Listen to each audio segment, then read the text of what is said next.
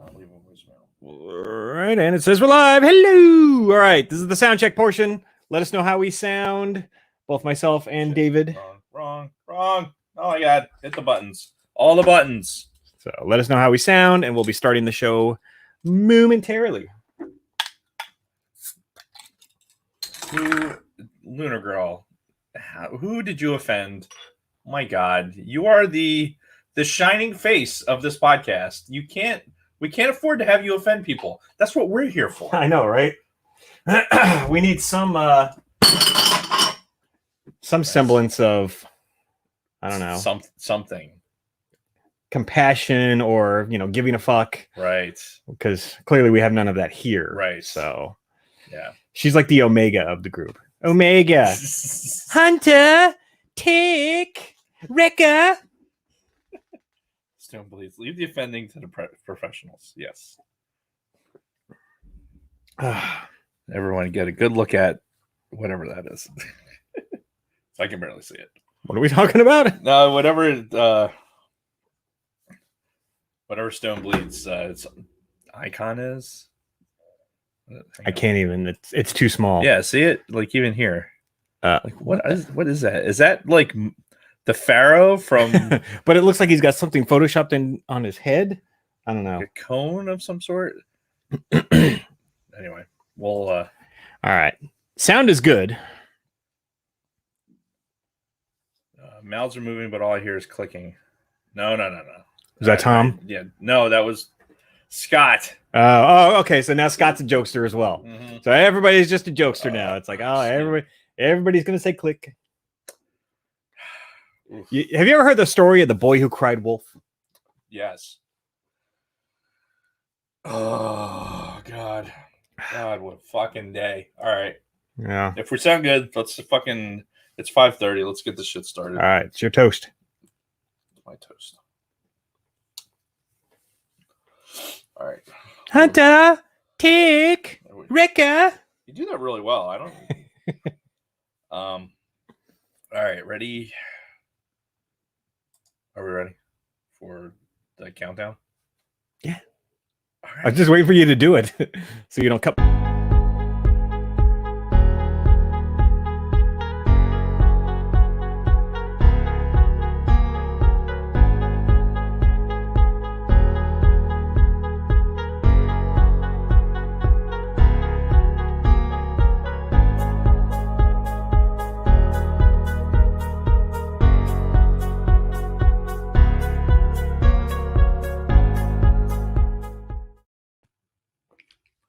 To Tom Young. Tom Young.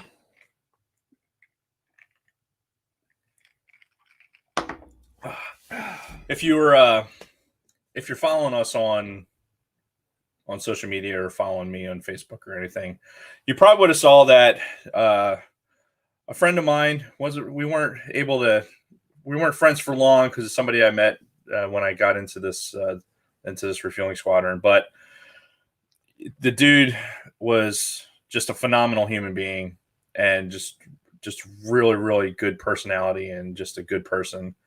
And he unfortunately lost his battle with cancer over the weekend. Fucking cancer again. God damn. Yeah. Fuck cancer. Yeah. So it was with all the other fucking shit that's going on right now and this weekend and everything else, it was a blow because, I mean, aside from the fact that he's a young guy, he's our age, right? A little bit younger. He's got 4 young kids. Shit. And he was retired for all of 18 months. God damn, man. And it's for us. Like, if you're listening to this podcast, you're like, okay, yeah, we get it. And you don't, because so many of our comrades we see, they get into retirement and then something bad happens. Yeah. And it's so fast. It's fucking terrifying. Yeah. It's really terrifying. And it happens all the fucking time. And I hate to use it. Well, let's face it. When somebody dies, you immediately, as much as you think about the family and everything else, then you immediately think of yourself, like, in your own mortality and your family has everything ready and everything else. So listen, I posted, or I gave it to Lunar Girl to post for our TeePublic spot. This is not a shameless plug. This is more along the lines of, why is that not working?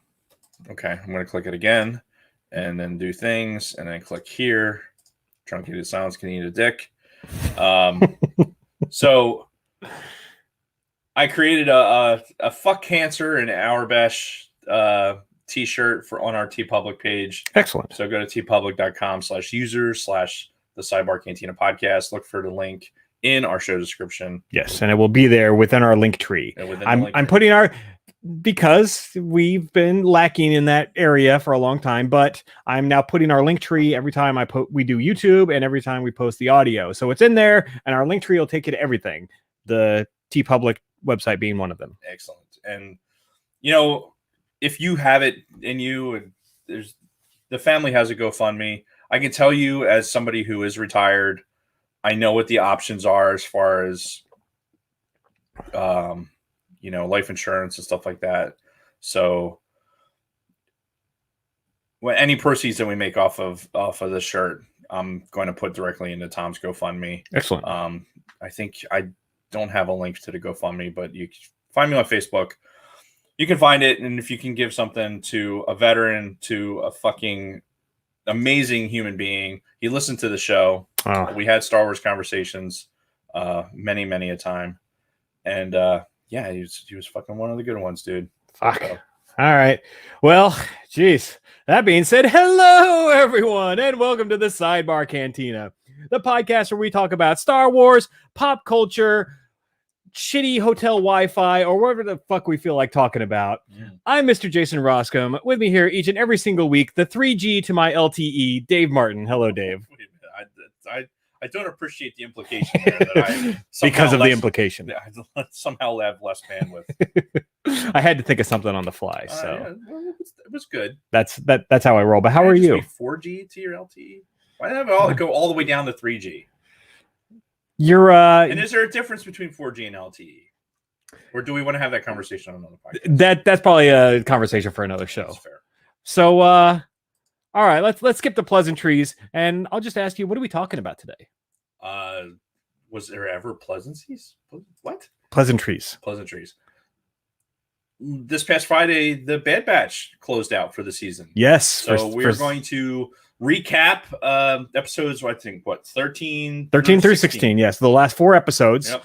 So those are the only ones we haven't talked about here on the show. Facts. And so we're going to go over that. And then, oh, by the way, sidebar, we're going to do on Wednesday, apparently, we're going to be on the Escape Pod. Yeah. Talking about the same stuff. Yeah, doing it again. Talking about I think, knowing us, we can talk about everything about that show and yet still have amazing new content from when you listen to it. Oh yeah, no, we're notorious for derailing those guys. So yeah. We will make sure it happens again on Honestly, Wednesday. It doesn't matter what we're talking about. If it's the Bad Batch, whatever, I'm guarantee that conversation will lead to something else. And you know what the Escape Pod guys and us have in common? We're both part of the Red 5 network. Oh, boom. Bravo. Look at that. Bravo, Jason. Bravo. I was not prepared for that level of awesomeness. Yeah. We are a part of the Red 5 network, and I'm wholly unprepared to say anything about it. Dude, it's been a day. Well, yeah, no. Yeah, to be fair, there's kind of a lot going on, things that may affect Dave and myself a little bit. Yeah. So, yeah, things are happening outside of the scope of the podcast. I got a whole Red 5 read. We did a Red 5 roundtable on Friday night. We did. Was it Friday night? It was Friday. It was Friday night. Yeah. Yeah, so we did a little get to know you with Ro from the Scarif podcast. Yeah, and if you hosted, go to their YouTube channel and you can see it. It was all of us. Luna Girl was there. Yep. Scott from Used and Abused was on there. Yep. And then a bunch of guys from a bunch of other podcasts that we aren't that familiar with were on there. But no, it was in the read. It's in the read. I'll have at the end of the show. I promise. Yes. But yeah, no, it's shout out to 97 Bravo, fellow veteran. I'm yes, feeling it today, like the rest of us. Absolutely. But yeah, no, it was a good time. You can go back and rewatch that video, and Yeah, go check out the Red 5 Network because there's lots of good content on there. Oh, DJ Red 4, who's in the chat right now, he was there. Oh shit. Yeah. So thankfully I looked at the chat and saw that. Like, oh hey, look at that. He's like, hey, I was there. Yeah. Chat derailment is like apparently it's a thing on other shows too. Oh, good, like, good. So it's not just us. Yeah, we witnessed it in real time on the on our Red 5 roundtable. Yep. So, and again, we'll have a lot more to say about Red 5 towards the end of the show. That being said, talking about being unprepared, we also do a segment on the show every week called This or That, where our social media director, Luna Girl, puts a poll up on our Instagram. And what is our Instagram, Dave? At the Sidebar Cantina. Yes. And she gives you 2 options and you pick one and we go over the results here on the show when Jason is prepared. And I am now. So go for it. This is another Bad Batch like theme. So we'll get started. Which helmet do you like better, Tex or Wreckers? Tech, Wrecker. I think this was a tough call, but I think I ended up with Wrecker. Yeah, I like Wreckers better. I don't like Tex with the goggles and everything. Because you can see his eyes through those. It's very distracting.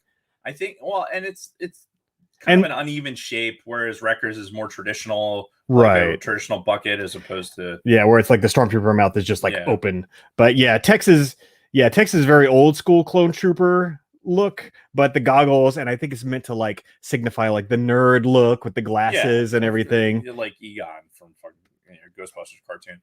That I will say though that in this picture that Luna Girl posted for the This or That, like the Tex helmet looks better here than it does actually in the show. Maybe because his face isn't in it. But. Maybe. So, but I went with Wrecker too, and Wrecker actually only won 56% to 44%. So it was. I'm not surprised. It was a tough call for me. Fairly even split. So here's one that wasn't a tough call amongst the masses, but I was in the minority. Which bow do you like better, Chewie's bowcaster or Omega's bow? I don't even know what you call it, like the energy bow that she has. I went with Chewie.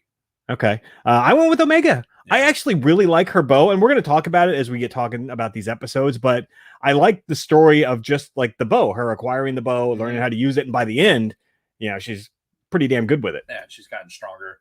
No, look, it's all those things that you just said are relevant and good. However, Chewbacca. So here's the thing about Chewie's bowcaster.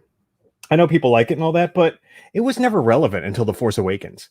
Nobody gave a shit. It was just like another blaster that was just shaped like a crossbow. I don't know, man. If you got the bowcaster when you're using it in the Battlefront game, the 2015 Battlefront, right? But again, pretty legit. Yeah, but 2015 is also when Force Awakens came out, when they actually put some emphasis on it. I'm just saying. When Han Solo picked it up and he's shooting, he's like, "Oh fuck!" Yeah. I should have been using this the whole time. Yeah. So, but otherwise, I mean, what good has Chewie's bowcaster been? It's just been another blaster up to this point that just has a neat shape. So, but I guess the majority agreed with you. Hater.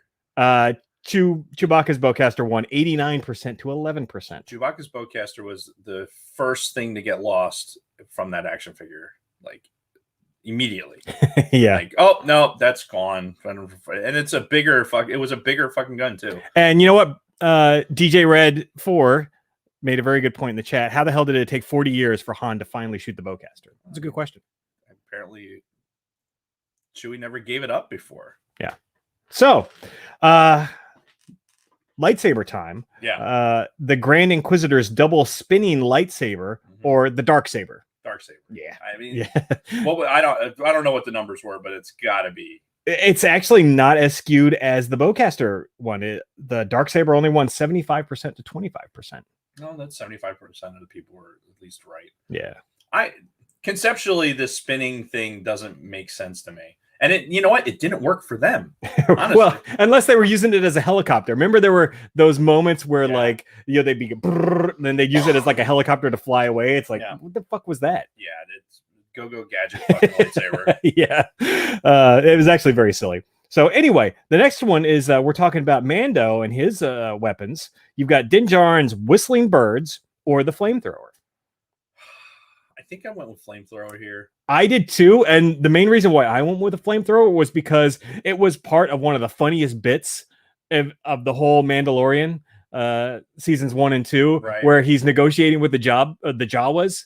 And they took his fucking ship and they scrapped it for parts, and he's like sitting there trying to negotiate. He's like, "Oh, I'll show you," and he fucking he starts to shoot the fucking flame in his face, and Nick Nolte's like, "No."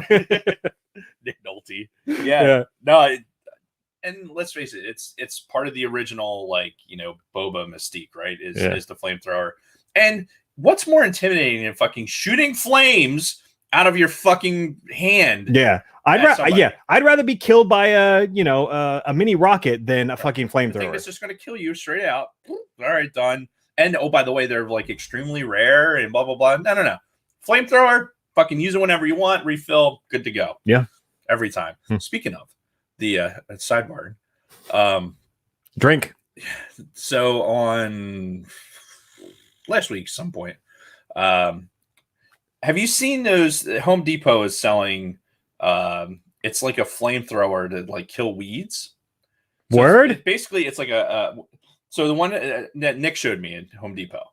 It's one of those propane canisters that you attach to this fucking rod that you light off, and it has flame at the bottom, and you use it to kill the weeds and shit. Right? Oh, what could go wrong? Oh my god, that seems perfectly normal. So Nick tried to buy one. Apparently, don't have them in stores. Blah blah blah. He ended up having to order it. So I had mentioned this to Sean, who listens to the show.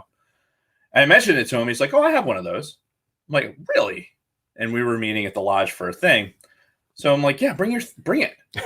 So he brings it. His was attached to a full propane tank, not the screw-on portable kind, the grilling kind. Jesus, you stick a fucking tube in it and then light it off. Holy fuck! If this was not the prototypical World War II fucking flamethrower, he had bought it to melt snow. It's oh, this is be perfect, right? Which obviously physics don't lend to good heat transference and anything else, whatever. So it wasn't really effective at that. However, when you fucking started torching weeds, it went up, and it was prepared to light up everything around it. So we stopped doing that. But I think that the smaller one will actually have more control, and it won't sound like a goddamn jet engine when it's fucking running. I mean, this thing was. The hell could go wrong? Excuse me. Oh, good God. All right. So getting back on topic, the Whistling Birds won 57% to 43%. Fair enough. And last one, the Death Star or the Arc Pulse Generator. I'm racking my brain. I can't remember what that's from. I can't remember if it was from Rebels or in Clone Wars. How do we look on the screen to you right now? I am frozen. Oh, actually, move around. Yeah, I'm frozen. So your laptop is locked up. Yeah, I'm getting spinning circles of whatever. Yeah. Well, they can still hear us. They just can't see me, apparently. So while Dave works on that, so I picked the Death Star, obviously. Especially because, again, the Arc Pulse Generator kind of rings a bell. I know I've kind of seen it, but it was relevant to with Sabine when they were going and was that what they used to fucking fry Mando or Mandalorian or Mandalore? God damn it. Yeah, that was what they were going into. That whole sequence with Sabine was relevant to I think. Okay, it's correct. Chat, fucking help, Jamie. Look that up. Yeah. But Death Star won 90% to 10%. So, but that's because Death Star, right? We got Death Star. I don't know what that's from. No. And you know that we got it. Death Star. Luke. No, nothing. Uncle Owen, I know I'm on probation. I clean the droids. Can I go to the Tashi station? No, nothing. No. Wow. Okay. Nothing. We might have to. Luke, use the Force and run. Run to Dagobah. Never. I'm Yoda. I'm a soldier. It's nothing. No, it's becoming further and further away the more you say it. The Star Wars gangster rap. You've never heard that? Apparently not. This is from 2002, 2003, something like that. Somebody made a Flash video and it was a Star Wars gangster rap. Oh my God. Man. We'll get that on the YouTubes later. Indeed. All right. So that was this or that. So thank you to Luna Girl, our social media director, and it's amazing as usual. And keep an eye on our social medias, particularly the Instagrams. And what was it again? at the Sidebar Cantina. But there was another place where we've been chatting it up lately. The Discord That channel, is, yes. or Discord server, I guess. Yes. This new technology called Discord. Yeah, it just came out recently, Yeah, and we're we're at the forefront. Yep, of early using adopters. Discord. Yep. And so yeah, jump on to. I still don't know how the addressing for the server works.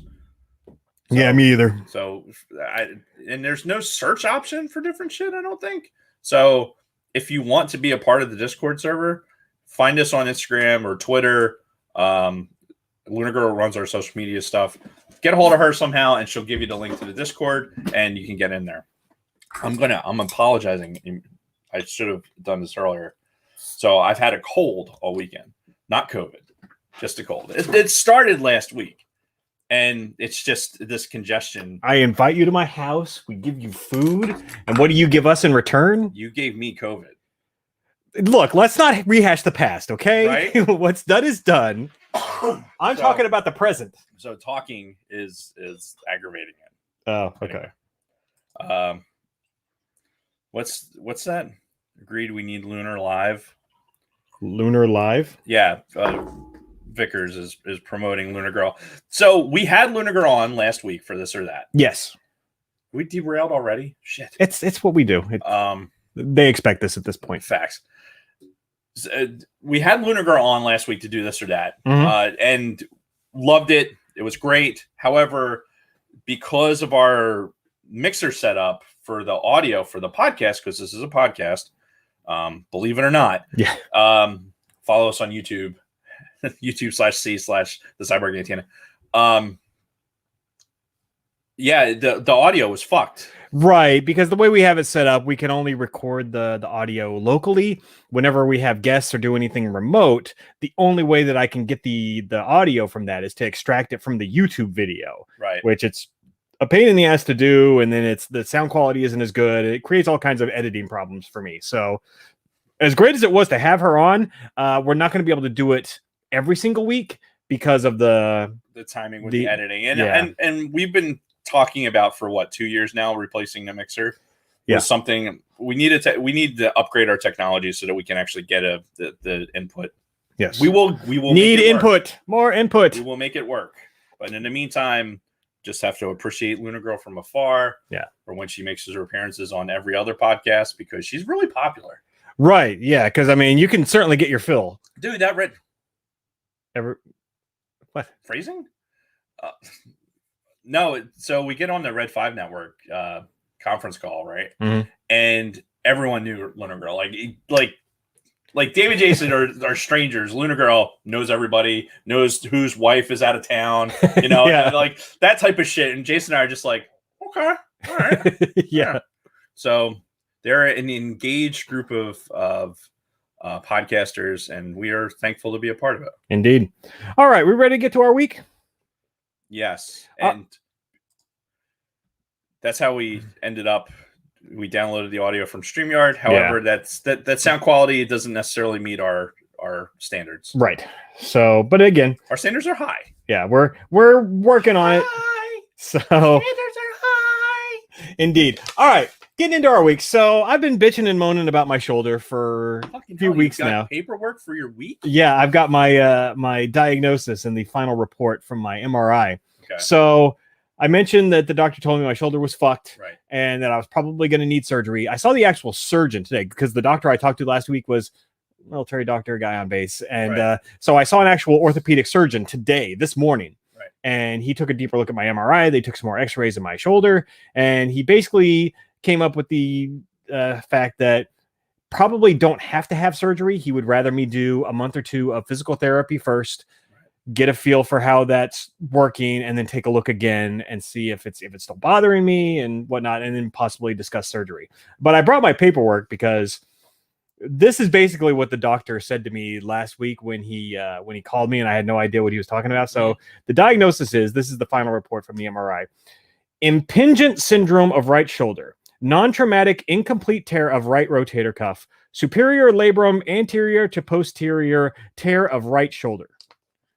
So makes sense to me. Right.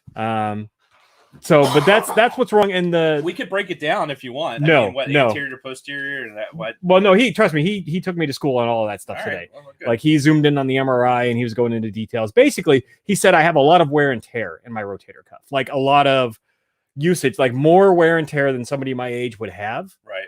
But he said it's not an actual tear, like a hard tear.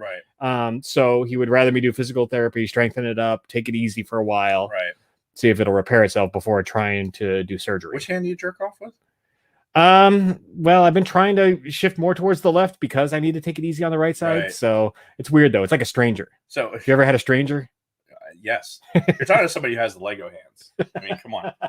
The only reason I asked is because I know you're not a sports guy. You're not throwing the footballs like and doing shit like that. I mean, obviously you're from working out and stuff like that, but yeah, the usage obviously has to be related to your masturbation.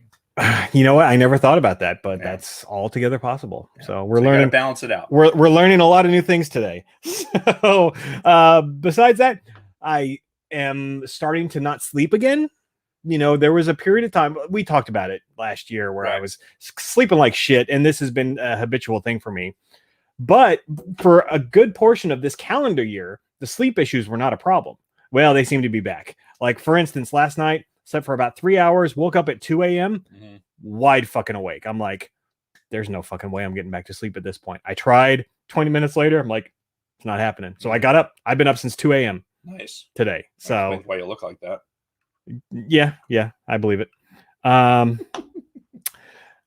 So one thing that my mind has been going to, you kind of mentioned it at the top of the show when you talked about us thinking about our mortality and everything.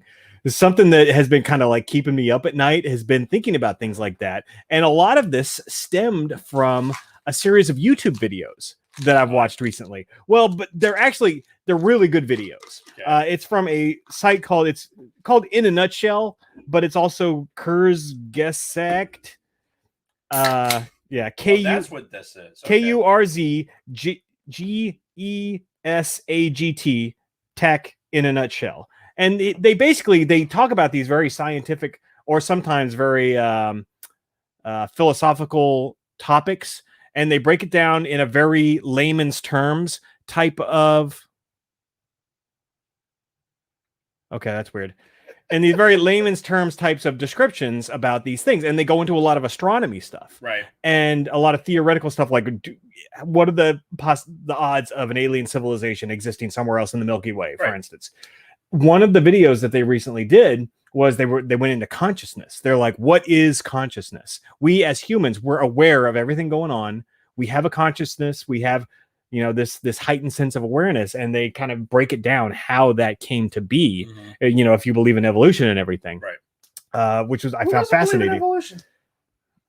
You know what? Don't answer that. Yeah, I mean, do you really want to go there right now, dude? It's so funny you talk about this because I'm just finishing up a book about it's called Creation, and it's a biochemist that talks about like the Lupak and all this other shit.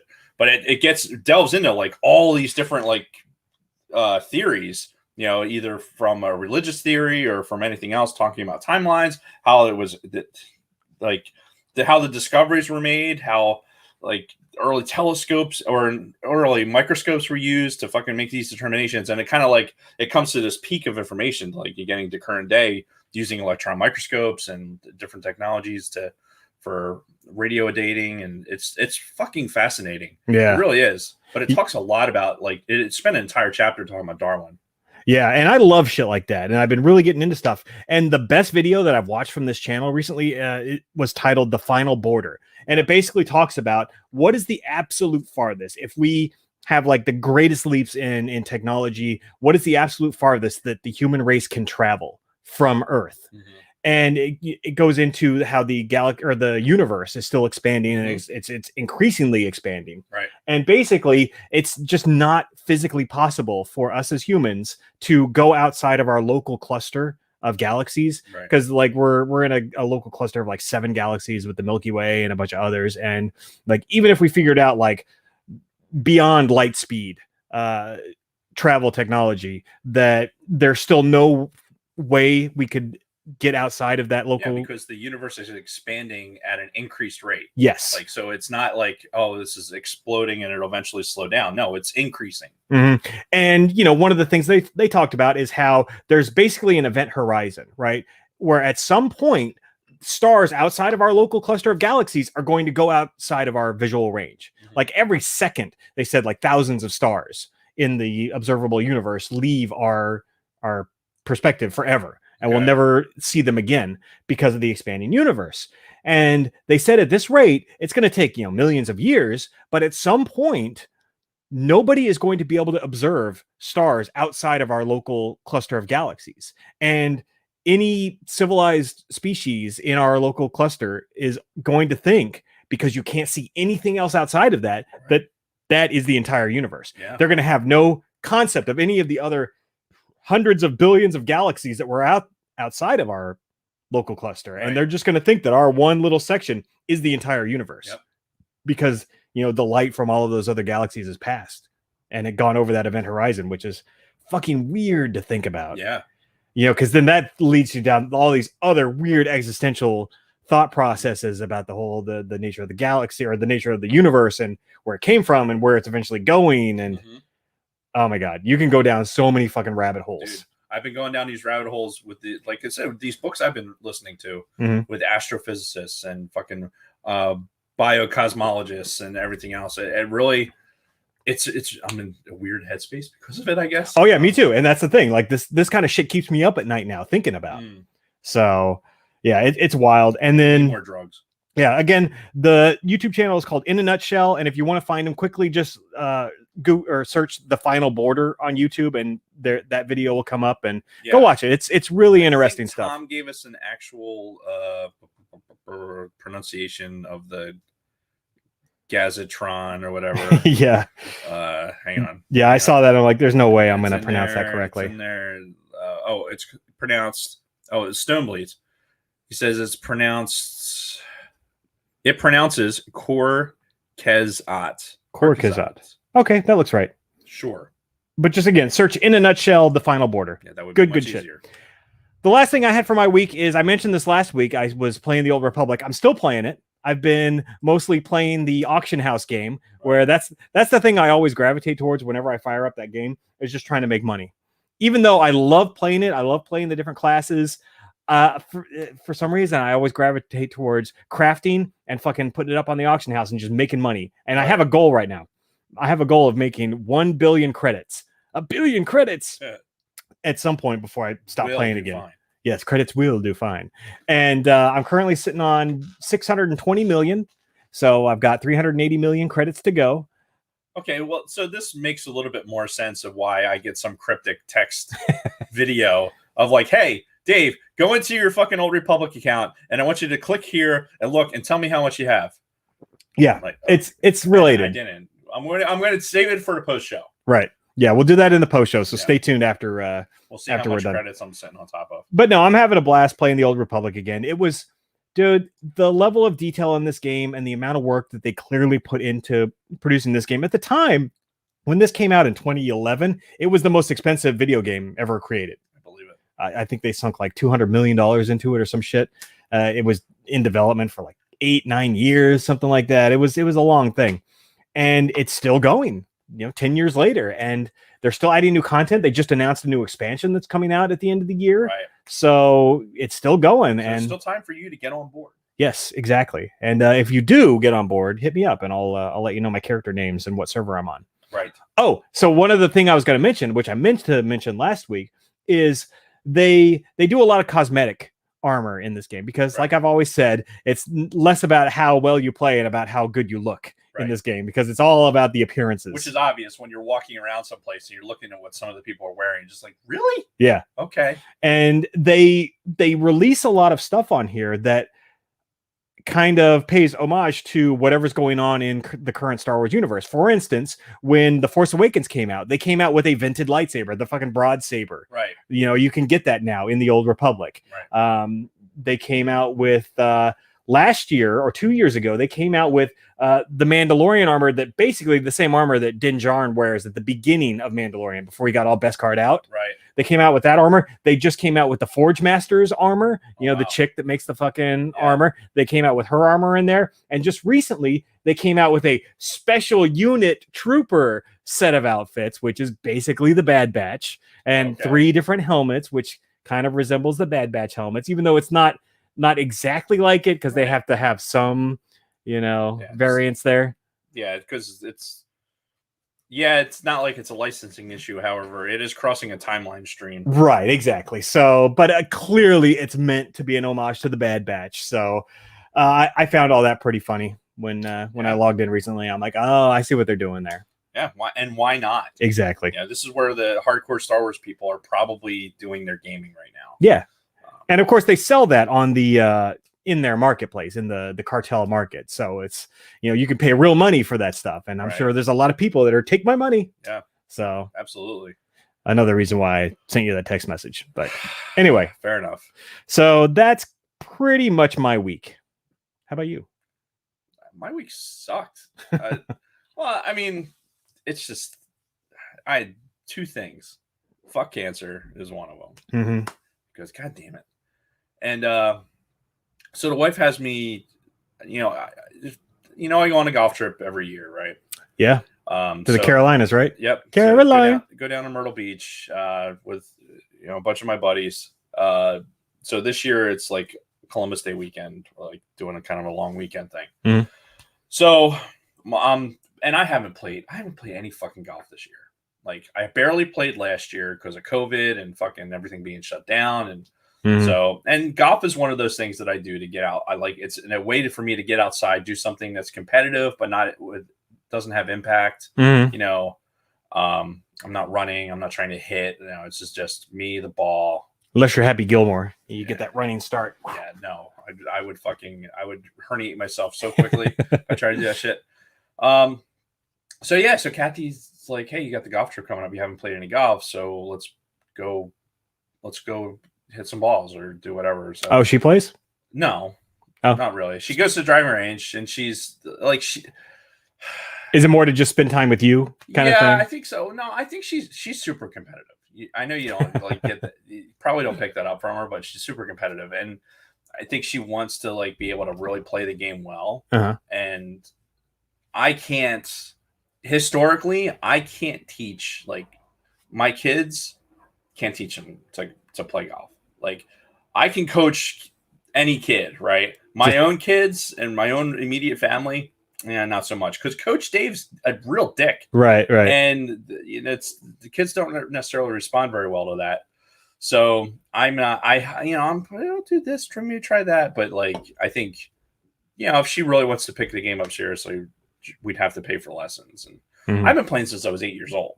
Right. So I have a lot of bad habits that I have to get around. And now I have a big, giant, fat ass that I have to get around too. So I got to figure that out. But yeah, so I'm going to, play some more golf and get outside a little bit more and enjoy the rest of this summer. Because time is fucking fleeting, man. Yeah. Like time is the most valuable commodity. Yeah. Especially as we're getting up there in age. Yeah. And it's one of those things too. I think Kristen and I were kind of talking about this sort of earlier today, or at least I was thinking about it, was, how like our kids, they have no concept of how important time is right now. And just, if they used it like to the best of their ability right now, they'd be setting themselves up for, huge success later on. But when you're a kid, when you're a fucking teenager, you don't think about that. You don't care about that. No, you don't. You think you have an infinite amount of time. Yeah, even when you're in your 20s, it's like, I got plenty of time. Yeah, I'm in my 20s. I got plenty of time. Yeah. No. And I want to try and power through as much bullshit as I can and make my time worth it. Yeah. So, and part of that is playing, getting outside and playing more golf. So I'm going to try and do that and do less fucking shit that involves screens, honestly. Because I spend entirely too much time on screens. I mean, this is one of the reasons I don't get into Old Republic. I'm on a screen all day. as are you. This is part of our profession. This is part of everybody's profession. Yeah, I mean, very few jobs these days seem like they don't involve sitting in front of a computer for a good portion unless you're of the day. Unless you're a fucking blacksmith, you're probably this is the way. This is the way. So yeah, that's all I have for my week. All right. Well, that being said, do you want to take a quick break before we? I can't believe it. We only spent 40 minutes. I know. Talking about randomness. Yeah, it feels like we missed something almost because we didn't rant for an hour plus before we got to our main topic. Well, you know, I know what we missed. World events. That's what that is true. So before we get into the Bad Batch, today, August 16th of 2021 is sadly going to be one of those days that in history, in our textbooks, it's going to be the end, air quote, of the war in Afghanistan for the United States. Yeah. And it's going to be pictured as being remarkably similar to the end of the Vietnam War. Mm-hmm. Yeah, that's exactly what I think about. As I kind of think about this in a broader scope. Yeah, it's so similar to Vietnam that we were in Afghanistan for far longer than fucking Vietnam, but the end result was pretty much the same. Yeah, when you're evacuating, and there's some awful, horrific videos out there right now, and do your own research and find what you are comfortable with as far as online with this stuff. But yeah, I know, without dwelling on it, because we are going to do like a September 11th thing, and this is going to be featured prominently in it. Yeah, but the reality of what's happening in Afghanistan for us as veterans, and what we've a 22-year career, almost, well, let's see, 2001, like 17 years of it was spent in this war. Yeah. And a lot of what we did, in our former lives was part of this. Mm-hmm. And I know I've been in Afghanistan a couple of times. Yep. I don't know if you've been through there, but through Kabul, and it's like to see this stuff happening. Yeah, it sucks, and it's this isn't to like lay all the blame on Biden. I don't know if I agree with the way he went about this, but it's obviously not all on him. We're talking 20 years of not having an end game, 20 years of just perpetually being there, and was just ripping the Band-Aid off the right way to go? Probably not. But at this point, like how long are we going to do this for? So I'm going to read something, and then we'll move on. We'll get into our Bad Batch stuff. And again, this isn't about politics. No. And Jason and I, if you've listened to us for a minute, we are what we are, right? And I'm sitting here in my old uniform hat and a fucking PTSD awareness shirt on. That American flag offends me. How dare you fly the American flag? I'll shove it straight up your ass, sir. And we'll see how much it offends you. All right, so Jason and I, we both came from Air Force Special Operations, at one point in our careers. And the AFSOC commander on Facebook posted this today. I'm going to read it verbatim. Sure. Afghanistan, period. If you've been part of AFSOC in the last 20 years, Afghanistan is almost certainly part of you. I spent the middle third of my career in and out of there between 2002 and 2011, with all the attendant highs and lows. From the very beginning to the very present, I have been responsible for sending countless airmen into harm's way, not all of whom returned to their families. In November 2003, I sent home the remains of my teammates and friends in the aftermath of the first fatalities I experienced as a commander. In May of 2011, we killed Osama bin Laden. Highs and lows, lows and highs. I felt it all. Like many, I struggle to make sense of it all. There will be history books written about everything from our tactics to our strategy, and a host of unanswered questions swirling around in all our minds. All of it will be dissected under the cold, unforgiving light of retrospective assessment. I think I'm still way too close to be able to opine on any of this with any degree of certainty. However, there are a few things of which I am certain. First, The airmen of AFSOC have done what they were asked to do magnificently. Valor, sacrifice, duty, all of it. I wake up every morning with a profound sense of gratitude to be associated with this command and the airmen who comprise it. Even today, AFSOC forces continue to answer the call and loyally do the things they've been asked to do in these chaotic, turbulent times. From Medal of Honor recipient Master Sergeant John Chapman to the still serving squadron commander currently on his 19th deployment, AFSOC airmen have done their duty magnificently. Second, there will be many hard days, months, years ahead for many of us as we reflect, often with deep ambivalence, on how we feel about our experiences in Afghanistan. We'll process this all while continuing to deal with the physical wounds, the neurocognitive wounds, the psychological wounds, and the moral wounds we've suffered along the way. If, like me, you find yourself trying to put your own experiences into some context which will allow you to move forward positively and productively, I urge you to talk about it. For our still serving airmen and families, you can talk with chaplains, psychologists, and physicians. For our teammates who have separated or retired since 9/11, there are resources available for you as well. While there is not one size fits all answer, there is a size which fits.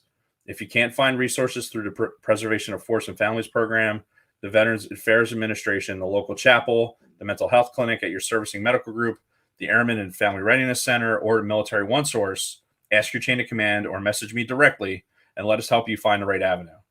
We've been through too much together as AFSOC team to try and process these very complex things on our own. I expect I'm not alone in being reminded of the famous opening lines of A Tale of Two Cities. It was the best of times. It was the worst of times. It was an age of wisdom. It was an age of foolishness. It was the epoch of belief. It was the epoch of incredulity. It was a season of light. It was the season of darkness. It was the spring of hope. It was a winter of despair. I don't know what it all means, but for now, the knowledge that doing one's duty is its own reward will have to be enough.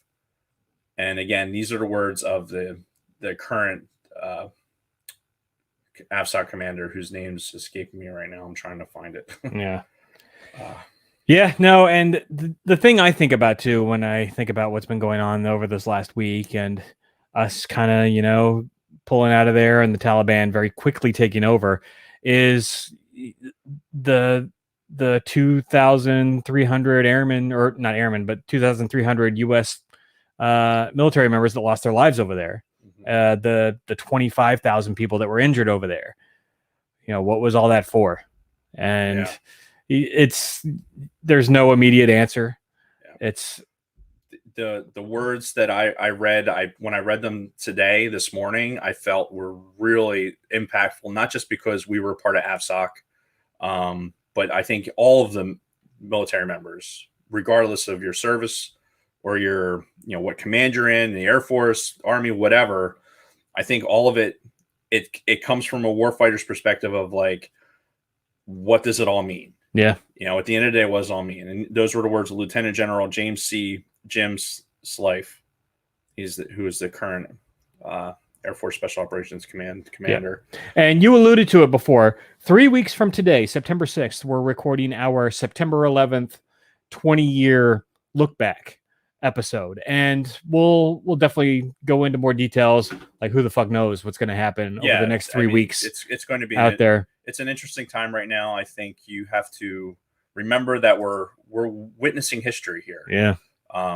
The history that we witnessed back 20 years ago, we've cycled to a point now where it's like, okay, this is how this chapter of this history book is going to close. And what is that going to look like?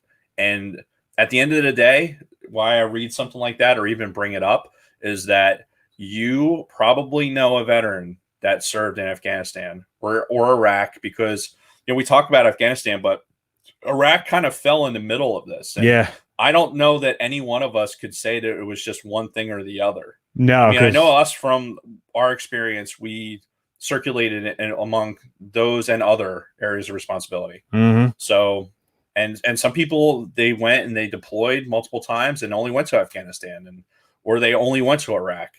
The reality is that this is the past 20 years we've spent at war. Yeah. And now these warriors are going to,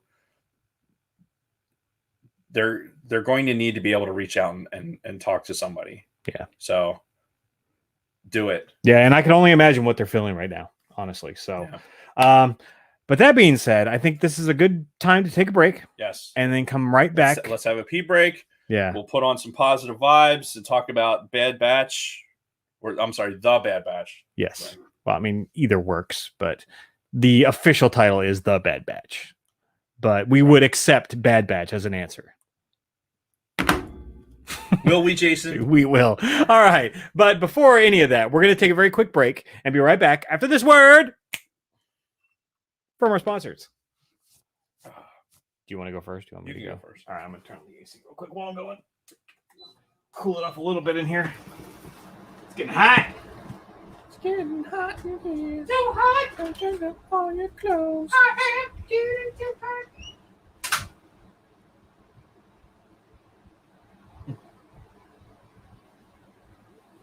Lando was a pimp. I don't think there's any debating that at all. Let's see what we're talking about. When is the draft?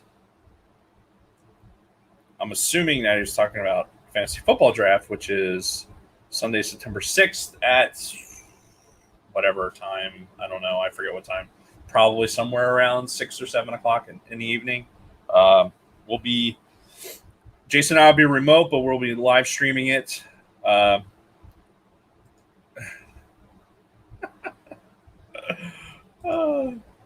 have to. All right, ready? Here we go. Ah, too hot to the hot tub. Good God, burn my flesh. You got to sing this thing. What is this? Too hot in the hot tub. Ow, Good God. in the hot tub. Good God, burn my flesh. What is that? It's from Eddie Murphy doing James Brown. Oh, That's jeez. Yeah, that's going way back. So, I'm drinking some more Oktoberfest beer. This time, it is the Oktoberfish beer from the Flying Fish Brewing Company. So, Barry Bonds could probably hit a baseball from my front porch and hit the Flying Fish Brewing Company.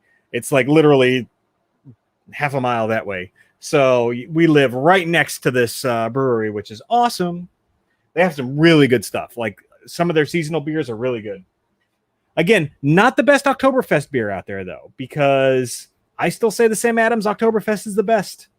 Until somebody proves me wrong, Yingling Oktoberfest, it's good. It's pretty good. This Oktoberfish, pretty good. I've had some other Oktoberfests. It's not fish beer, Tom. It's just the name of the company, the Flying Fish Brewing Company. But I still say Sam Adams is the best. Until somebody puts something else in front of me that's better, and I'll take suggestions and I'll try other stuff, but nothing comes close to Samuel Adams. Yeah. Good motherfucking choice, motherfucker. It's my beer. Yes, they deserve to die, and I hope they burn in hell. Gee, Vickers.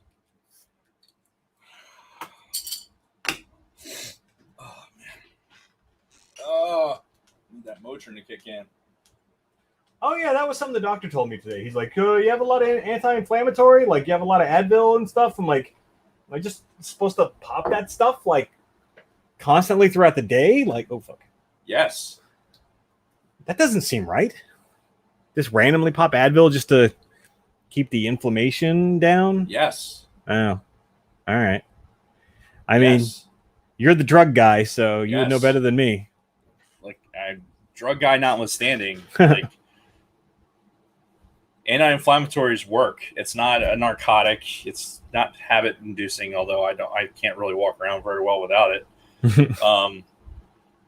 Yeah, and you take it while you're recovering, because sure shit, as soon as you start physical therapy, you're going to need to fucking take some anti-inflammatory. Oh, I saw the physical therapist. I had my first appointment last Friday. Yeah. I went in there feeling okay, left feeling like fuck. Mm-hmm. So, yeah, they're not there to make it feel better. Right. It's going to be worse. Yeah. Yeah, I'm with Luna Girl. 800 milligrams 3 times a day. God damn, that sounds like a lot. That's pretty much the max you can take. Like, if anybody's taking more than that, they're really doing a lot of damage to their body. Right. But it's a lot, but it keeps keeps the demons down enough to the point where I can function as a relatively normal human being without being on some sort of fucking, painkiller. Yep. I just augment with stomach churning 800 Motrin. All right. And if you get a prescription of fucking Motrin 800s, okay, do this. They didn't offer me anything. Well, So tell the doc you want 800s. okay. Right? You get those because they're way better than, like, if you took 4 Advil, right? Boop, boop, boop, and took those, it's not going to hit the same way as that 800 will. Really? Like, you won't have the same level of relief. Trust me. Okay. I'm an Advil addict. All right. I'll take your word for it. 800 milligram. Yeah. Motrin. Not on an empty stomach, like Luna Girl said. Right. You should not be taking any NSAID on an empty stomach. Yep. All right. So we ready to finish up with No, Omega because and the crew? fucking AC. I guess that would be Rick, Is that Rick? Oh, yeah. What was it? Tick, All right, Ricka, AZ, Gonke, I like to say- Hunter. You do it really well. You should. All right, I'm going to figure out where the fuck my mouse is. There it is. And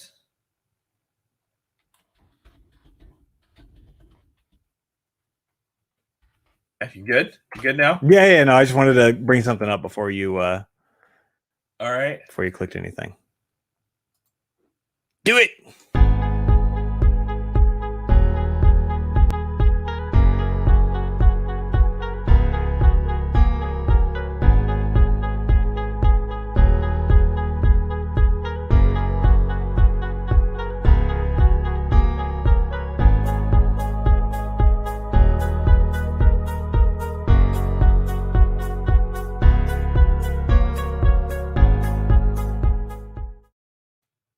And we're back. So, the Bad Batch. How did I miss 6 messages in that fucking short time? 6 messages. Yeah, in the chat. Oh, I don't know. All right. Bad Batch. So, last time we talked about Bad Batch, we had finished the 2-part Ryloth series, Right. where the Batch went to Ryloth. There was the one episode where they barely made an appearance. It was all about Hera and her family. Right. And then the Batch went to go rescue the family and all that. So, we finished with that. We closed that chapter, and they're like, all right, we're back to fucking Sid. Back to Sid, Right. back to Ord Mantell, doing odd jobs Right. and whatnot. And that's when we roll into this first episode, episode 13, which is titled Infested. And basically they go back to Ord Mantell, and they're like, all right, Sid, what's the next mission? And come to find out, her little shop, casino, whatever you want to call it, Right. is full of new people, and she's fucking gone. I think you could call it like a cantina. I mean, Cantina, sure, whatever you want to call it. But either way, she's fucking gone. She's basically been ousted at this point. And this new guy, who's what the fuck was his name? I wrote it down, but I can't read my own fucking handwriting. Roland. Yeah, the guy's name is Roland, who's some fucking criminal from some criminal Right. family who is trying to get in good with the Pikes, who we were exposed to them in the Clone Wars. Right. They're that big criminal organization, and they got Super intimidating. They kind of look like the aliens from Independence Day. yeah, with the big fucking heads, Right. and they ain't Beady taking no little eyes. yeah, they ain't taking no shit from anybody. So, but yeah, and as part of him trying to get in good with them, he sort of takes over Sid's operation. He fucking kicks her out. And the whole episode is basically the Batch and Omega trying to help Sid get this fucking guy out of there by taking the spice shipments Right. that he has, that he's about to deliver to the Pikes as part of his tribute, I guess, Right. to make himself look good for the Pikes. And basically, most of this episode takes place in this fucking mine shaft as they're trying to sneak into Right. Sid's This office. is like the Indiana Jones version of this particular show. you Pretty know? much. Like mine carts and fucking like, And insects and bugs and bugs that are trying to kill you and just fucking awfulness. yeah. And really, to me, overall, aside from just, again, reintroducing us to the Pikes, it was really kind of a filler episode. Yeah. Not much happened, though. Looking at my notes, the opening shot as they're coming back into Ord Mantell and they're landing and everything, the the animation is fucking beautiful. Yeah. In this show, especially, particularly with these exterior shots, when it's not a close up on the faces of the characters, if it's any kind of exterior shot at all, looks fucking beautiful. Well, I think this is a continuation of how it was in Rebels, right? Because we're seeing like so much really, really good these wide shots of these scenes. You're like, wow, this is fucking great. And then the faces are what they are, right? Right. And this has been the animation style that they're doing. And yeah, this has been an evolution from that very first Clone Wars movie through the end of Clone Wars, through Rebels, and now to where we are now, which again, it looks fucking great for the most part. It's when you get the close-ups on the faces and they're all very blocky and everything. It's like, okay, but that's deliberate now. Like, you can't. That's the style that you just have to accept. It's like changing how the Simpsons are drawn. Like, you're not going to do that. You're not successful. But I mean, I think they've grown leaps and bounds again when it comes to these wide shots and like the planetary shots, or even like the shots over a city, or even like a wide shot in a room.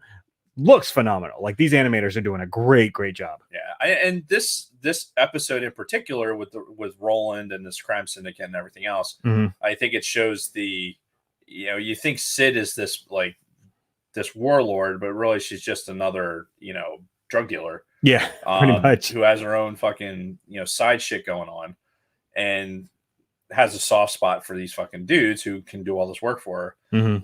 I think I'd be willing to bet that we're going to see Roland again somewhere else. Like, potentially, the Pikes spared him, right? They just chopped off one of his horns. Yeah, embarrassed him. Yeah, and whatever.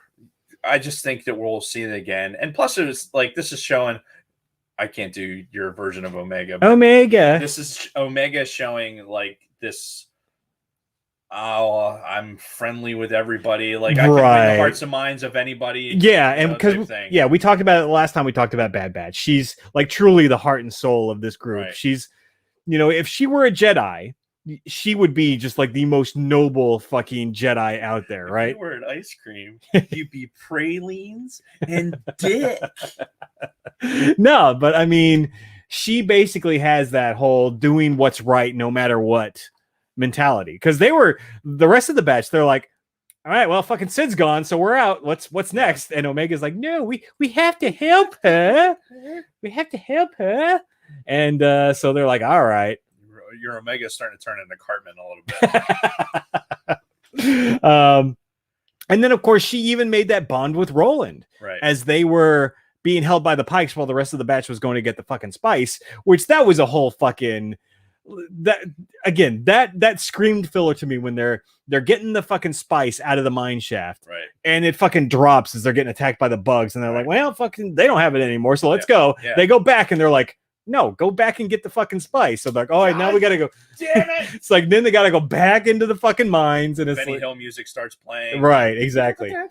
But I say that. Wait a minute. Oh yeah, I had that up. I was waiting for you to say it. Is Benny Hill a reference that you get? Benny Hill, right? Oh, of course, you understand it. Yeah, I think most of us, like, are probably listening right now. If anybody says Benny Hill, my mind immediately goes to the da da da da da da da, and fucking probably something sped up, like some sped up goofy video to go along with it. Half naked fucking broads, running around because he was a womanizer, obviously, and but. Our generation is probably the last that's going to understand that reference. Probably. Sad face. Anyway. So, and again, she formed this bond with fucking Roland, even though he was a dick up to this point.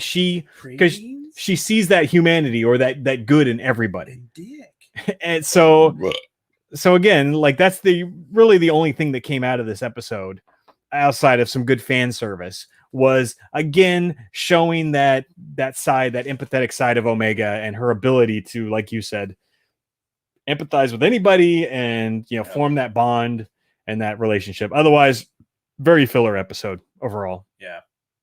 So, which is disappointing, because you think when we saw this episode, I don't think we had gotten news of a season 2 yet. No, I don't think the season 2 news started until after episode 14 or 15. Yeah, I think it was right around when the part 1 of that Yeah, it was before the finale. Right. It might have been like that week before the finale was How when many the episodes are we doing today? 13 through 16, so 4 okay. episodes. Yeah, so I think it was it was after 14 before 15. Okay. So, but yeah. Chad, help us out. Spoiler alert, there is going to be a season 2. I know, right? So the next episode was War Mantle, which is a reference that was first created in Rogue One. If you remember when fucking Jyn Erso and Indigo Montoya go into Scarif and they're looking for the fucking Death Star plans, and she's reading off all of these other Empire programs. And one of them that she read off, Stardust, War Mantle, blah, blah, blah. War Mantle was one of them, which we find out over the course of these episodes, or this whole season, really. The War Mantle is the replacement of the clones, essentially. It's the conscription soldiers getting rid of the clones, phasing them out, right? Phasing out the Caminos. Yeah. Wink, wink. Yeah. You've been repurposed. Spoiler alert. Yeah. And more fan service with the Republic Commando fucking, style helmets. Oh, dude. The amount of fucking orgasming that went on after this fucking episode came out. I saw it everywhere. Guys were splooging all over their monitors. Right. Yeah. So we'll get there. Yeah. It started with a runaway clone, because this is something else that they're really starting to build on more and more and more. And you see this as we go along in the season. Are more clones, more of the regs are starting to realize the Emperor is kind of fucked. Right? It's like they're like, I don't know if this is what we really want to be part of. Right. Even though they all had their inhibitor chips, still some of them are starting to overcome that and be like, this is kind of fucked up. See, and I'm still of the opinion that Order 66 was about the Jedi and not necessarily about continuing to fight something else. Right. Like once Order 66 was fucking the trigger pull happened, then when all the Jedi were eliminated that they know of, then now they're walking around like, okay, now what? Yeah. Right. What's the next fucking mission objective? Oh no, there isn't one, because you're out of date and we don't want you anymore. Yeah. They're gonna go like, the fuck, dude. Right. So yeah, we start off on this one on a new planet with this guy fucking Gregor. If anybody's seen What We Do in the Shadows, Gregor is a great name. Like everything you just said, I have no fucking clue. Gregor, it is you. No, nothing. Who has seen? What are you talking about? if you've seen the show, then you know what I'm referring to. What? So we had this really cute moment at the very beginning where I know I bust on Omega a lot, but at the end of the day, like I appreciate her character, right. and I kind of like where they're going with her. You get this really cool scene at the very beginning where they're on the ship, they're going off on a mission, and Hunter's just like sitting there in his seat and he's like flicking his knife, right? He's like twirling his knife in his fingers and everything. And Omega looks over at him as she's like trying to repair something. She has like a fucking wrench or something, and she's looking over and she tries to do the flip thing in her fingers. And as a parent, like that totally makes sense. Because how many times have you seen your kids just out of the blue try to imitate something that you're doing, or repeat something that you say? Yeah. So that just, again, exemplifies that father-daughter relationship that's going on there between those two, where she sees something that this father figure is doing and she's trying to imitate it. It's a very quick blow off scene. If you don't understand what's going on there, then you don't even think twice about it. But like I said, as a parent, that immediately made sense to me. Yeah. What was going on there. And again, that was like 10 seconds of this episode, but it was pretty poignant to me. Just so we can get it out there, because Scott from the Use and Abuse podcast helped us out. Bad Batch Season 2 was announced August 5th, just before episode 14 was released. Okay. So just before we started the... So my original statement was accurate. We saw that without knowing there's a season 2. And the reason I brought that up, again, I'm sidebarring into relevancy. Sure, yeah. The reason I brought that up is because at this point, knowing that there's a finite amount of episodes left, this kind of felt like, I don't know, it kind of felt like a waste. Right now that I know there's season 2, it doesn't bother me as much. But like when I watched it, I'm like, man, this is going to be it. Like this is the end. Like why have that episode? Like it really. And up until they announced season 2, then it's like, oh, okay, all right. And you're specifically talking about episode 13, Infested, the one that I said basically really felt like a filler episode. Exactly. Yeah. Before we get to, the 14 and the finale, We didn't know. We didn't like who Yeah. who knew? And Although, we even talked about that the last time we talked about the Bad Batch, that we had no idea. Like, is this it? Mhm. Like, so, but again, now we know, so it's kind of irrelevant. They get a call from Rex. You're irrelevant. That's what my wife tells me every single day. But anyway, they get a call from Rex, who, so this is something else that I'm really curious about, and I need to do some more research. But he's in a cloak, right? He calls them. He's like, I'm kind of busy right now, but I need you to go check on this fucking guy on this planet that's also trying to defect. Right. And he's like, I'm really tied up right now. I can't do it myself. And you wonder, like, what is he doing right there? And are we going to see the other side of that story? Yeah. And he didn't say he was trying to defect. He just said, hey, this guy needs your help. Sure. Right. And then, like, okay, now it leaves them to assume, like, all right, we're going to just go on this important mission in uncharted space. Yeah. You know, and of course, Omega being the voice of reason, Rick said that we have to help him. So now I can't get Cartman when you say it. Yeah. It's my pet. So obviously they go with him. As all of this is going on, we get some cutscenes to Camino where the fucking Admiral, what the fuck is his name? Dude, and every Admiral fucking Chisel Chest, every fucking time they go back to Camino, it is more like, it's just darker.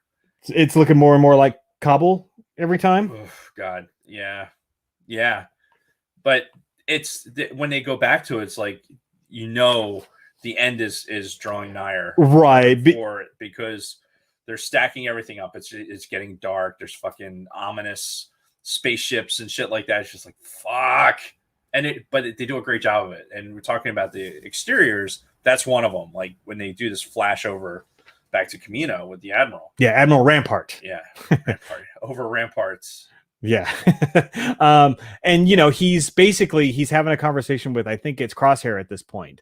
And they're talking about how all of the regs basically have been reassigned.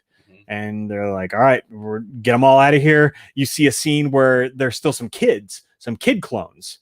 Mini Boba Fett's basically walking around, and they're asking Lamasu. And they're asking her, like, we're still going to be soldiers, right? And she's like, yes, your training's just going to be elsewhere. Right. So, and this is another big question mark that has not been answered, by the way, you know, at the end of this season, is we know what happens to Camino, but we don't know what's happening to the rest of the clones. But yeah, they're getting the fuck out of Dodge, and fucking the Prime Minister pulls, you know, homegirl in, and he's like, all right, the writing's on the wall. The Empire is going to fucking, they're going to shit can us. Yeah, we need to go ahead and fucking call in our air support and fucking and make like a tree and get the fuck out of here. Yeah. We need to evacuate the embassy, and we need to go somewhere else, because they even made they were quoted as saying, you know, the Empire canceled all of our contracts. Right. And she was like, Lamasu was like, well, you know, we still have this technology, and, you know, we've proven to the rest of the galaxy that we have, you know, this great ability to make more soldiers. And he's like, nah, they ain't gonna let us fucking live. So gather your shit and let's get the fuck out of here. Get the medical, like, what do you call it? I think he said the medical whatever. I think it was get the medical ship or something. Yeah, well, the science staff or whatever. Like he said, gather them up and get the fuck out, basically. How many Caminoans lived in that city? Like, did they evacuate them all? Like, well, you never really saw that many there. No, the halls were empty. Well, and that leads to a whole other fucking conversation. Like, are they natives of that planet? Because it seems like a majority of the planet is ocean covered, right? They don't look like amphibious beings. Yeah, but when you're and like, it's all unnatural structures that they live in. Right. You don't see fucking Caminoans out swimming in the fucking ocean. Oh, well, the water's cold. You get shrinkage. I was in the pool. There was one instance, I forget which episode it was, but you know, episode out of the canon, the episodic canon, that I don't know why I just described it like that. That was a weird way to describe it. But like in the prequels, where you had a Kaminoan riding one of the local fucking, you know, flyable oh yeah, that like pops out of the fucking water. Right. Oh, that's right. I did forget about that. Yeah. So, you know, maybe Maybe they have the structures because if they're making clones, the clones can't live in the same environment. Yeah. Human babies don't float. They don't swim by themselves. What the fuck? After we lost the first batch of clones, we realized, humans can't live underwater. So we better fix this. And they're not Gungans, obviously, because Gungans had all their cities and everything underwater. It's a weird kind of like, why are you in your terrarium? Right, but that's a whole side discussion. Which is what we do. Yeah. Either way, they're like, we gotta get the fuck out of here. So they knew something was up. So then we go back to the batch. They land on that planet where Gregor was, and fucking Hunter goes full Aragorn at this point, where if you're not a Lord of the Rings guy, then you probably wouldn't understand this reference. But he's like looking at the ground and he's tracking. Basically, he's like, there was a struggle here. And then they moved the body over to here. And then they went up this fucking trail. Right. And again, going full Aragorn from Lord of the Rings, Two Towers. It's very obvious that's what they were drawing inspiration from. Canada has them altering their DNA to survive the flooding of Camino. Okay. Well, reference? What is that from? Or is that in canon? Or is that from Wikipedia? Listen, I have to believe the chat. Okay. The chat can never do us wrong. Exactly. We trust them actually to not do us wrong. Implicitly. Yep. So the thing that you alluded to was the Republic Commandos at the top of the show. We get a shot of them as Hunter and crew are breaking in to try to find Gregor. Right. And they look down and you see the fucking Republic Commandos, and that's when like so many people, probably Bronco Fett included, fucking jizzed in their pants right when they saw the Commandos, which I think we saw them once before in the Clone Wars.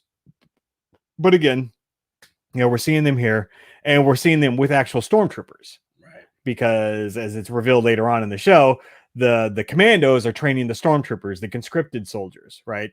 The non-regs. So, and as we're also looking at the helmets start to change also. Like yes. You see some definite change, like not in just the Republic Commando helmets, because they're obviously very unique. Oh, yeah. But the Stormtrooper helmet is starting to turn into the bucket we know and love. Yeah, and it's also very similar to that training helmet that we see in Rebels. Mm-hmm. I see a lot of that in these helmets that we saw in this episode. Yeah. That's kind of got the big fucking retard forehead on it. Peyton Manning forehead. Yeah, exactly.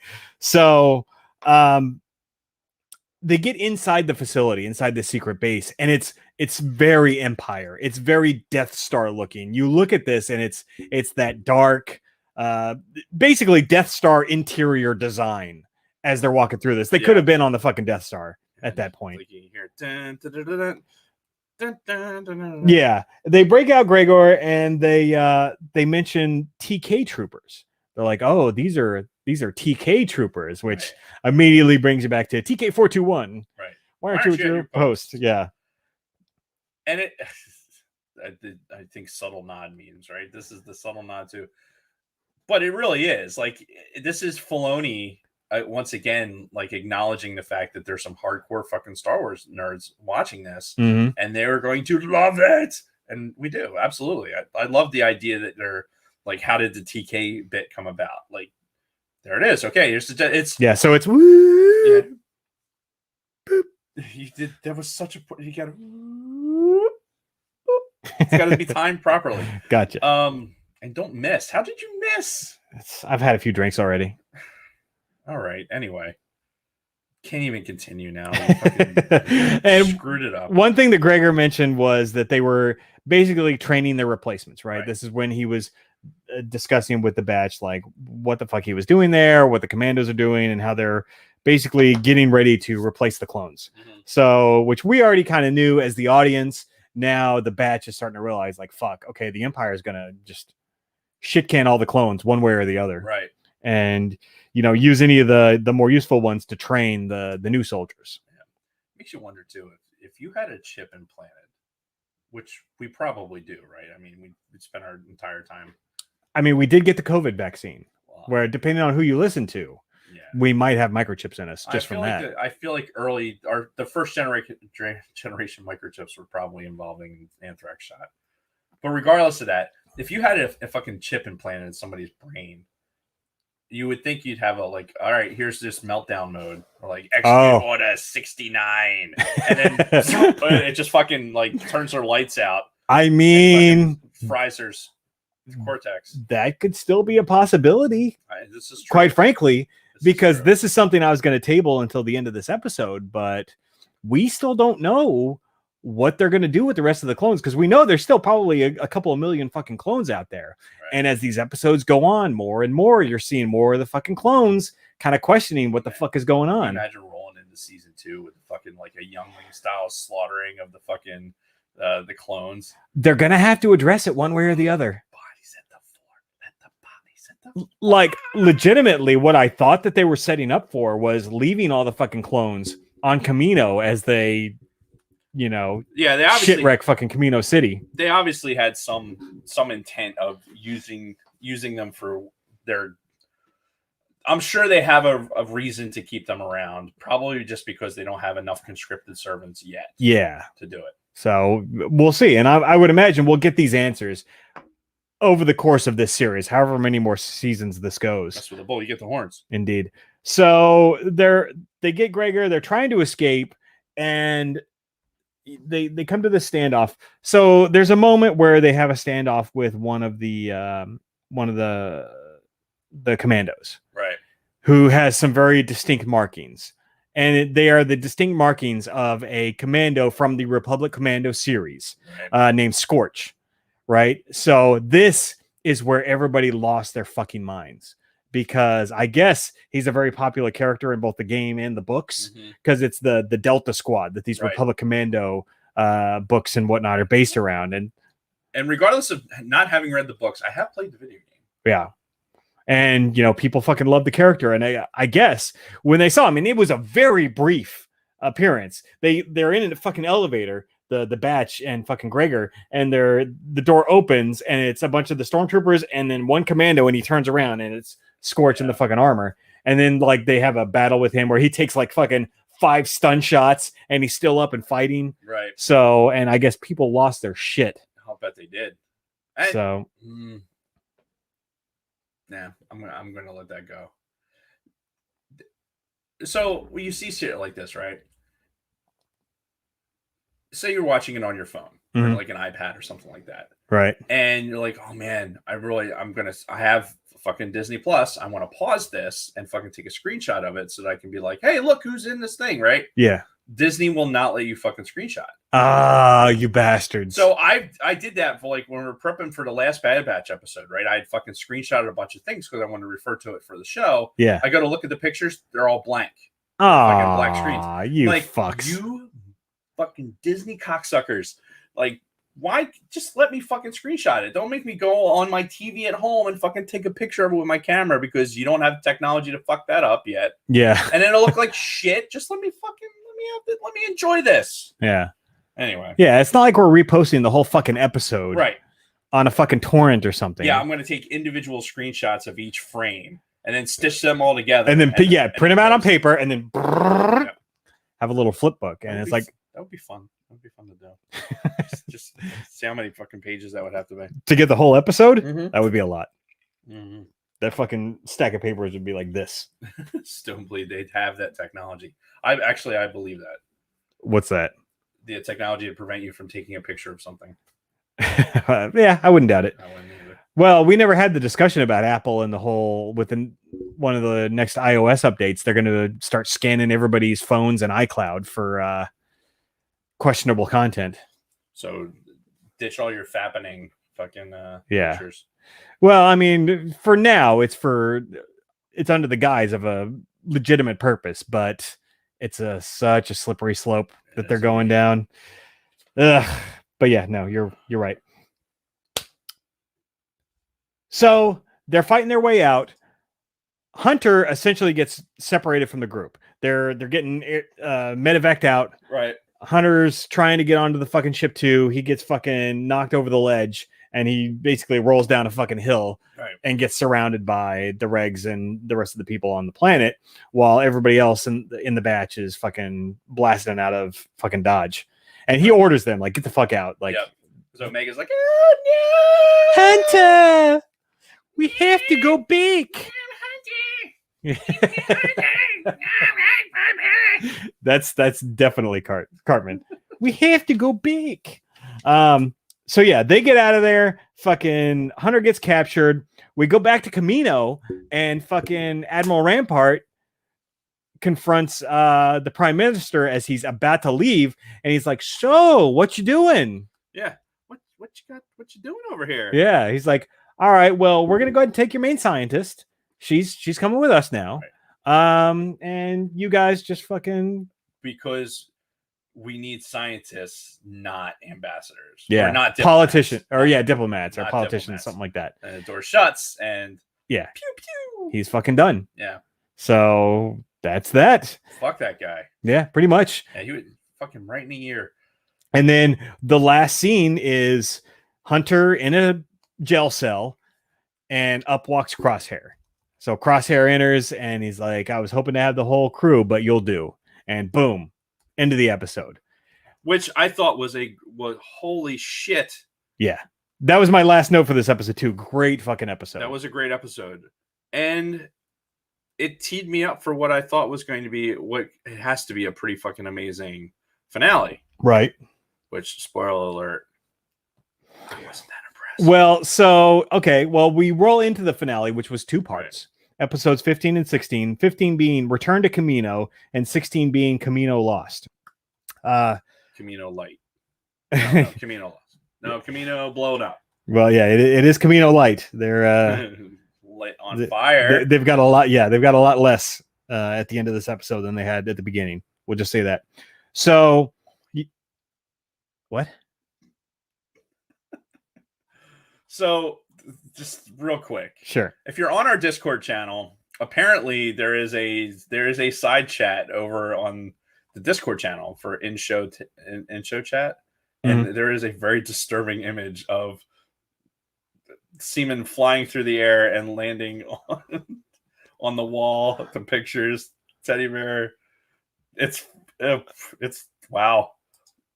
And then Scott goes, "Guess Dave didn't have this channel during the live show. Failed attempt at derailing the show." You did not fail, sir. You in fact did derail. Jesus, who's that redhead? Anyway. All right, I'm totally lost here. It's really, folks. I love trying to keep up with the chat on all fronts, but I can't possibly keep up with the Discord chat. Yeah, we can't do YouTube Discord chat. and YouTube, so we gotta pick one and stick with it. All right, so getting into this episode, Hunter is being taken back to Camino by Crosshair. Crosshair takes his fucking comm and just turns it on to lure the rest of the batch to where they're going, as they're repairing the ship, and Omega's freaking the fuck out. She's like, "We have to find Hunter." So Crosshair turns on Hunter's comm to lure the guys to Camino, and they're like, "Fuck, all right, well, guess we got to go." So they fly in, and they know exactly what's happening too. Like, it's a trap. Like, yeah, obviously. Oh yeah, and by the way, not a trap. This is obviously a trap. Yeah. So they go in. Omega just happens to know a fucking secret landing platform where they can bypass all of the rest of the security and everything going on fucking Camino. So they fly low and they land on this fucking landing pad that's like right at the fucking. I don't understand why the landing pad wasn't underwater. They could have done a cool James Bond thing, like or like in The Incredibles, how the fucking ship goes into the water. Yeah. Docking and all the water drains out. I mean, spaceships they can go in the water. Yeah, I mean, we're already suspending our disbelief here at this point too. Yeah. I mean, especially when AZ goes underwater and is guiding the pods up. It's like, how is a droid just able to fucking swim? But that's a whole other story. Spin your motors. Yeah. So anyway, they go into the secret compartment that goes to Lama Sue's fucking secret lab where the whole batch was created. We go into this background where Omega mentions that she was there when they were all created. Right. The big revelation there being that she's actually older than them. She was created before them, and she assisted in their genetic manipulation and all of that. Which is crazy to think about. But makes a lot of sense from a storytelling perspective, right? So why does she have this connection with them? Well, she was there when they were created. They were her brothers. You know, it's like she had this connection. She wasn't connected with any of the other clones, so she like didn't have people to talk to besides fucking Namaste or whatever the fuck her name is. Yeah. You know, this is a kind of a poignant moment.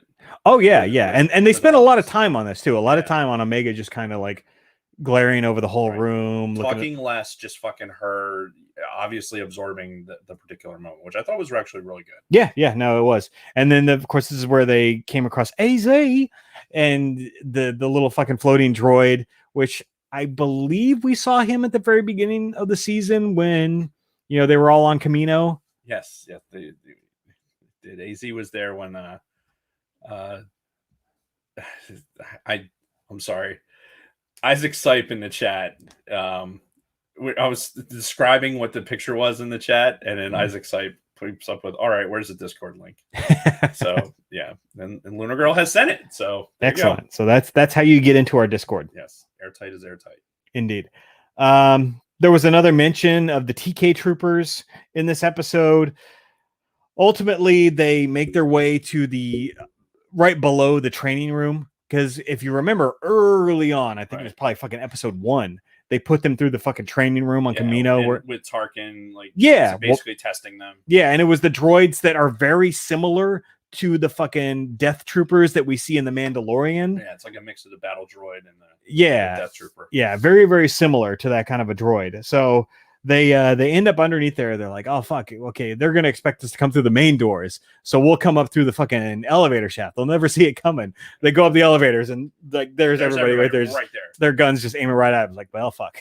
So, you think like boop, boop, boop, like, oh, we're just monitoring this piece of equipment. Oh wow, that elevator shaft is moving. You think that has something to do with anything? Yeah. Nah. Yeah, not subtle at all. So yeah, they get up there. This whole time too, we're getting a lot of back and forth between Hunter and Crosshair, right? Because again, Crosshair was one of the batch. He allegedly, his inhibitor chip is one of the ones that kicked in, and he was all about the Empire after that. And as he's having these conversations with Hunter, he's really he seems very bitter and has a lot of resentment about the fact that the batch left him behind. Right. Even though he's the one whose fucking chip went off and he like turned on everybody else. Right. He's still pissed off that they fucking left him either way, which is interesting, because if they hadn't left him, if they had kind of forced him to go with them, he wouldn't have been with the Empire, obviously, which as the episode goes along, it's revealed that he took out his own inhibitor chip and he's still all about the Empire. Scar tissue on the side of his head. Like, yeah. It would imply that he fucking went in there with a screwdriver, I guess. I don't sure. How the fuck? Right. And, you know, I think Hunter even asked him, like, how? And he's like, it's irrelevant. It doesn't matter or whatever. So, but yeah, like these whole last 2 episodes. You look like you had a thought. My thought was and it's way too far out there, but the thought that popped in my head was Rex getting to Crosshair and getting him to take the chip out, and then Crosshair going like, yeah, no, I'm still fucked. And Rex running, having to run from that. Like somewhere off camera, Rex coming across Crosshair. Taking out his chip. When, like, you know, Rex leaves that part of the batch, and then maybe he goes and tries to find Crosshair to get him turned as well. Yeah. Hey, turn off your chip, fucking come back to the fucking light. And yeah, no. Anyway, that's my thought. No, it's not a thing, but that's what popped into my head. So here's another sidebar that I'm thinking as I'm rewatching these episodes. Right.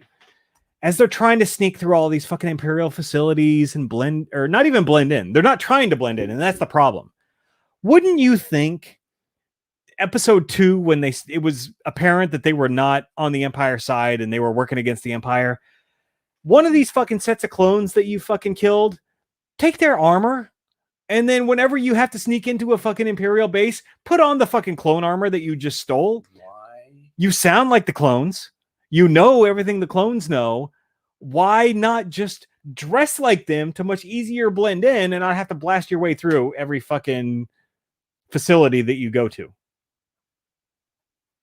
I understand Wrecker probably wouldn't fit into a normal reg uniform, but Why not? Like fucking Han and Luke thought of that. They're like, we could just wear our normal street clothes, or we could get into these stormtrooper outfits. We'd probably blend in a lot better. Right. Wearing these uniforms. Right. Why doesn't the Batch just take a fucking set of clone armor? Why do they continually insist not to change their fucking hairstyle, bandanas? Yeah, like, color of their armor. Yeah, this is the John Rambo fucking instance. Like they can't not be these people, for God forbid we'd lose them in fucking traffic. Right. If they were wearing regular fucking the regs armor. No, they're not going to do that because reasons. Right.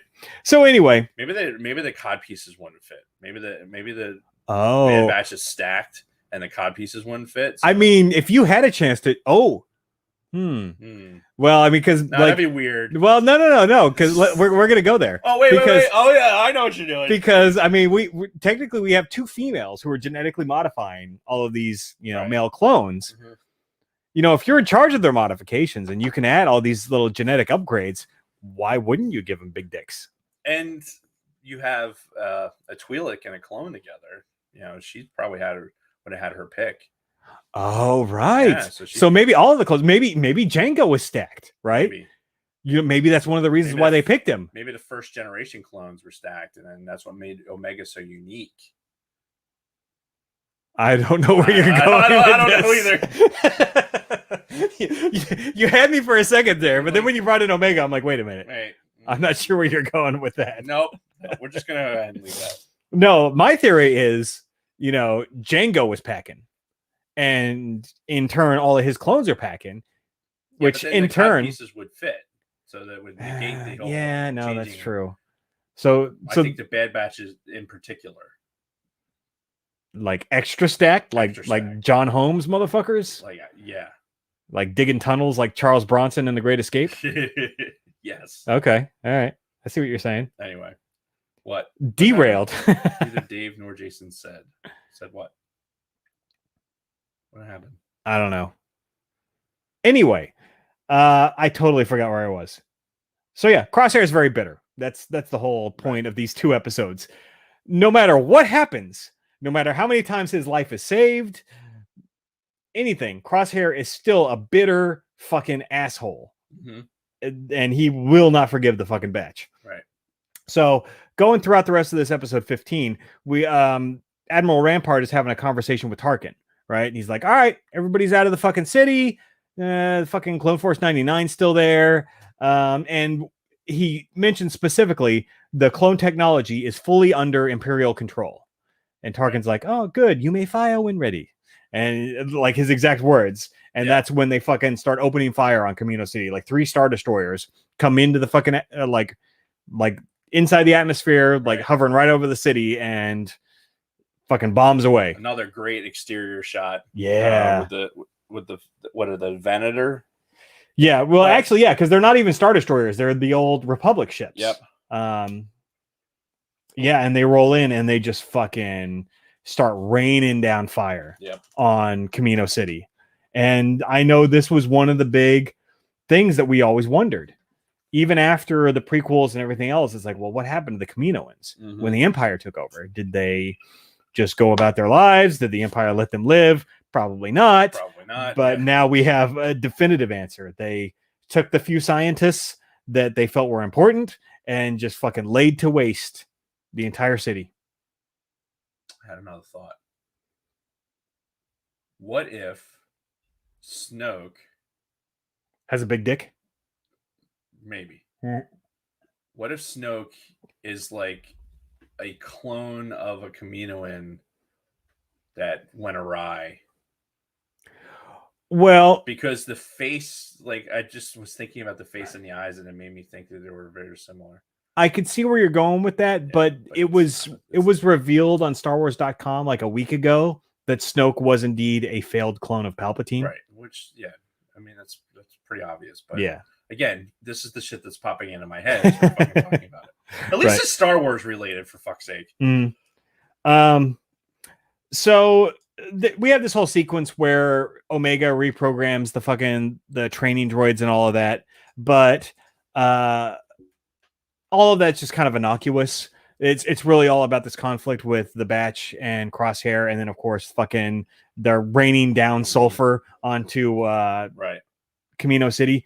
But right before they start firing, you get this really cool shot. It's the soundtrack. It's a really low, kind of solemn soundtrack, and you get these still shots of like several different rooms from Camino City that are like completely empty. The one room with all the fucking cylinders and the circles and everything that are all empty. Like the lounge area where all the clones were hanging out. Yeah, the dining hall. All the places. The administrative area and all that, and they're all like empty, and it's all like a quiet, sort of solemn thing. And we didn't really talk about the music here too, because I've got a whole section about that at the end. Yeah, because there's a lot of the John Williams score that's from the prequels. It's very, very pertinent. Yeah, and there's a lot of new stuff too that's done by this composer that I wanted to talk about after episode 16. Okay. But yeah, no, that I thought that was an incredible shot. Like right before they started opening fire, you get these last looks at these rooms that we know we're very familiar with. Before everything just gets fucking laid to waste. Great cinematography and directing and everything. Whoever put together this episode, fucking and it's, great job. The way the cinematography was talking. Yeah, English, motherfucker. Do you speak it? The cinematography, the shots were the same tone as the movie. Like, so say what you will about the animation or the CGI in the 90s from when you saw the Kaminoans. Yeah. But that was technically 2002 was when Attack of the Clones came out. But either way, it's they started doing it in the 90s, like, because it's that's a few years to put it together. Yeah. But either way, you're talking about early CGI, the interior shots. You could tell, like, this is what they were green screening or whatever. Mm-hmm. But then when they show it again, it's the same image. Yeah. You know what I mean? It's like you know what that is. Yeah, exactly. And I think it had the same tone. I agree with you. I thought that was very well done. Yep. And that was basically where this episode ended, was them opening fire. The fucking Batch and Crosshair are still in Camino City as it's like just hellfire raining down. And that's where we transition from episode 15 to 16. Episode 16 being Camino Lost. Excuse me. Again, it starts off with very classic Empire imagery, with that first shot of Admiral Rampart on the bridge of the fucking ship. Right. Very dark, very Empire looking on the inside. Silhouette standing there on top on the bridge. Yep. So the like the Empire music as they're fucking raining down fire. And I wrote Camino City is fucked. Yeah. And don't you hear the music? You're fucked. Yeah. So this is where we have just like some random clone trooper walking up to Admiral Rampart and being like, "Sir, the Camino City is completely destroyed." And he starts to have this slow hesitation in his voice as he's doing this reporting, and he kind of has this look, and you can tell, like, just this random fucking trooper who we have no idea who this is, just another one of the many regs out there, has that slow hesitation in his voice, like it's all I just destroyed. Watched Where I Was Born fucking get annihilated. Yeah. Because they were born to be soldiers. They weren't born to be fucking fanatics. Yeah. And I think this is continuing to plant the seeds of the overall defection of most of the regs in some form or another. We had this whole thing where they're trying to get out still. They've got Crosshair with him, but he gets trapped. And it's like him and Omega and fucking AZ in one compartment and the rest of the batch in another compartment. And Omega's trying to get Crosshair out and he's about to fucking drown.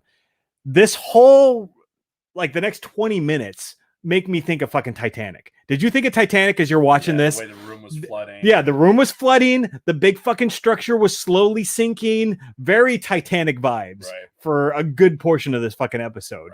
But yeah, Crosshair is like fucking trapped under a beam, and Omega, this is where we were talking about the bow earlier, where like she's got this one last ditch effort because his fucking head is submerged at this point. She fucking pulls out the crossbow, just boom, boom, boom, shoots the fucking steel beam off of him and saves his life, basically.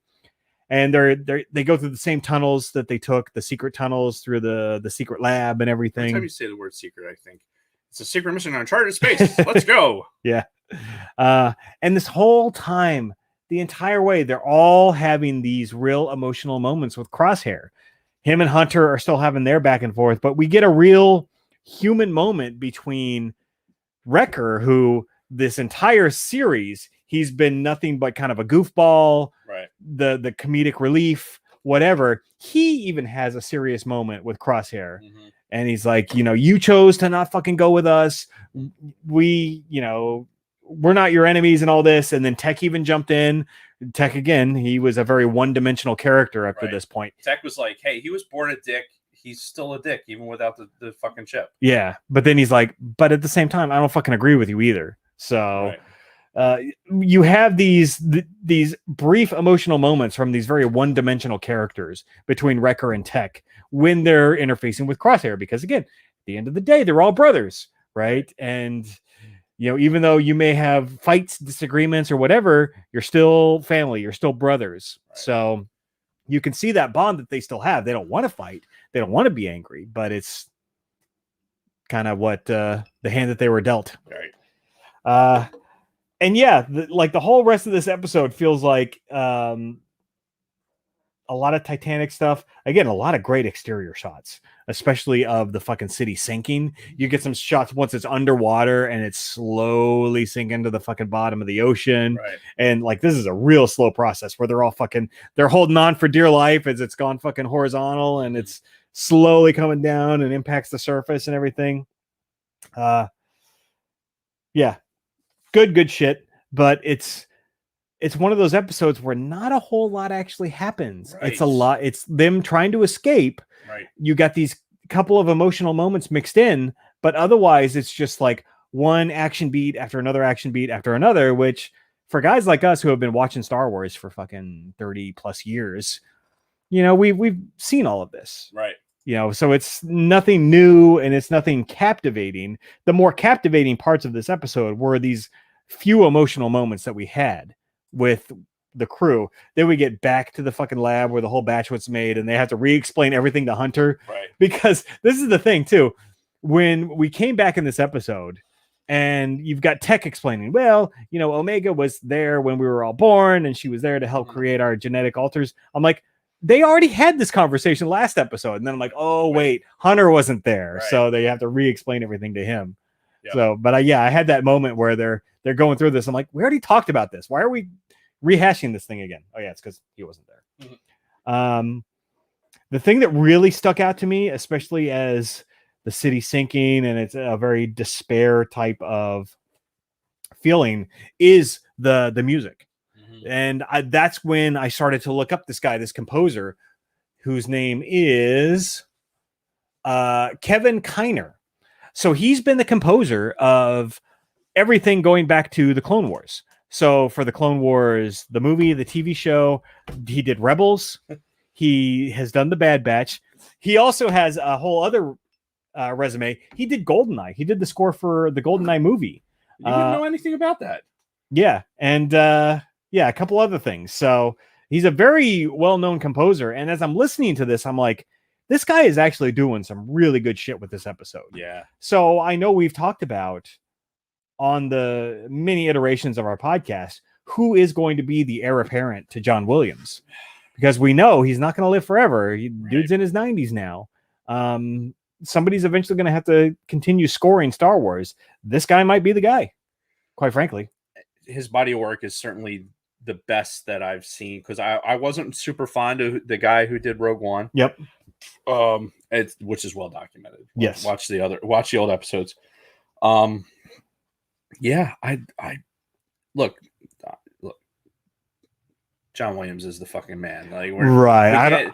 I'm not taking anything away, because a lot of the elements, what I appreciated, what Kiner. I'm trying to bring the notes up on the laptop, since I have the Discord chat over here now. So now I'm trying to So is this going to be your new setup now? Probably. If you want to follow the Discord chat, you need 3 screens. I need the show notes. Right. One of these screens. Like, you usually have your iPad. Yeah, it's here. Yeah. So you have your iPad with the show notes, and now I'm going to have to log in. Anyway, John Williams will indeed live on in the Force, Stone Bleeds.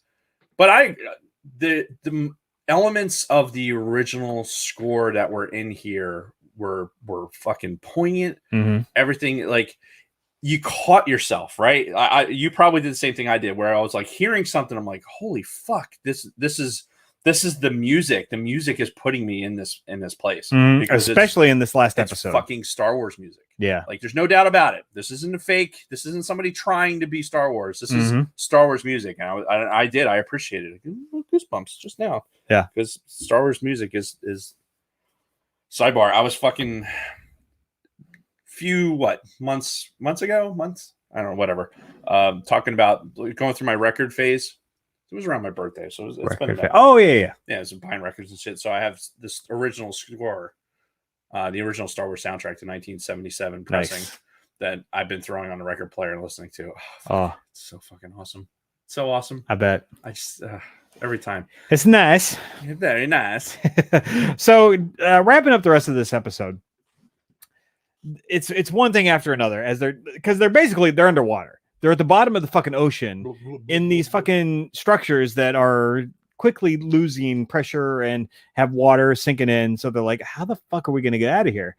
First, they go from one compartment, their old barracks, through a tube, back up to Lamase's lab where they were all created. And then she's got the fucking little cloning cylinders. And they're like, all right, well, we're going to get into these fucking cylinders. They're going to be airtight. We're going to close them up. And then we're going to float to the fucking surface of the ocean. And that's how we're going to get out of here, which was a pretty smart idea. Sure. They're packing into these cylinders, and you've got Wrecker is squeezed into one. You've got Hunter and Crosshair squeezed into one. You've got Echo and Tech squeezed into one. And then you've got Omega, who gets her own fucking cylinder. I'm like, wait a minute. How does she have her She own? was planning the explosives and like doing that other stuff, so she needed to be able to easy in it. No, Wrecker was by himself. I thought Wrecker was. Yeah, Wrecker and Omega were by themselves. Right. Everybody else was paired off. But I'm like, why wasn't Omega paired with one of the other fucking troopers? Why did she get her own fucking full tube when you had two guys in two of those fucking tubes, you know, basically making out with each other? Reasons, Jason. Yeah, well, there were reasons. Well, because obviously there was a plot point later on where Omega had to be in her own fucking tube. So, and spoiler alert. Right. And, you know, the whole premise is AZ is going to guide the fucking tubes to the surface, which, I mean, it's fine. It's not that contrived. Battery cells are going dead. Right. Right. Of course. Because you got to, the lights are like his eye lights are fucking flickering. Yeah. So you got to add a layer of drama there. He's guiding the tubes up to the surface. Everybody's in the clear except for Omega. She gets caught under a fucking beam, and he goes down to save her, cuts her free, and as she's starting to float back up to the top, he loses the rest of his power. You know, he goes fucking Jack from Titanic, and he lets go, and he starts sinking. You know what? The Titanic references are strong. I'm telling you, man. Yeah, he lets go, and he starts sinking, but instead of going Rose and just being like, oh no, Jack, you know, Omega's, again, always trying to do the right thing. She's like, I'm going after him. So she fucking opens her tube and just starts swimming down, which, you know, was stupid. Bad fucking idea. Bad idea. Yeah, because without any intervention, she'd have been fucked. You know, fish food. Yeah, basically.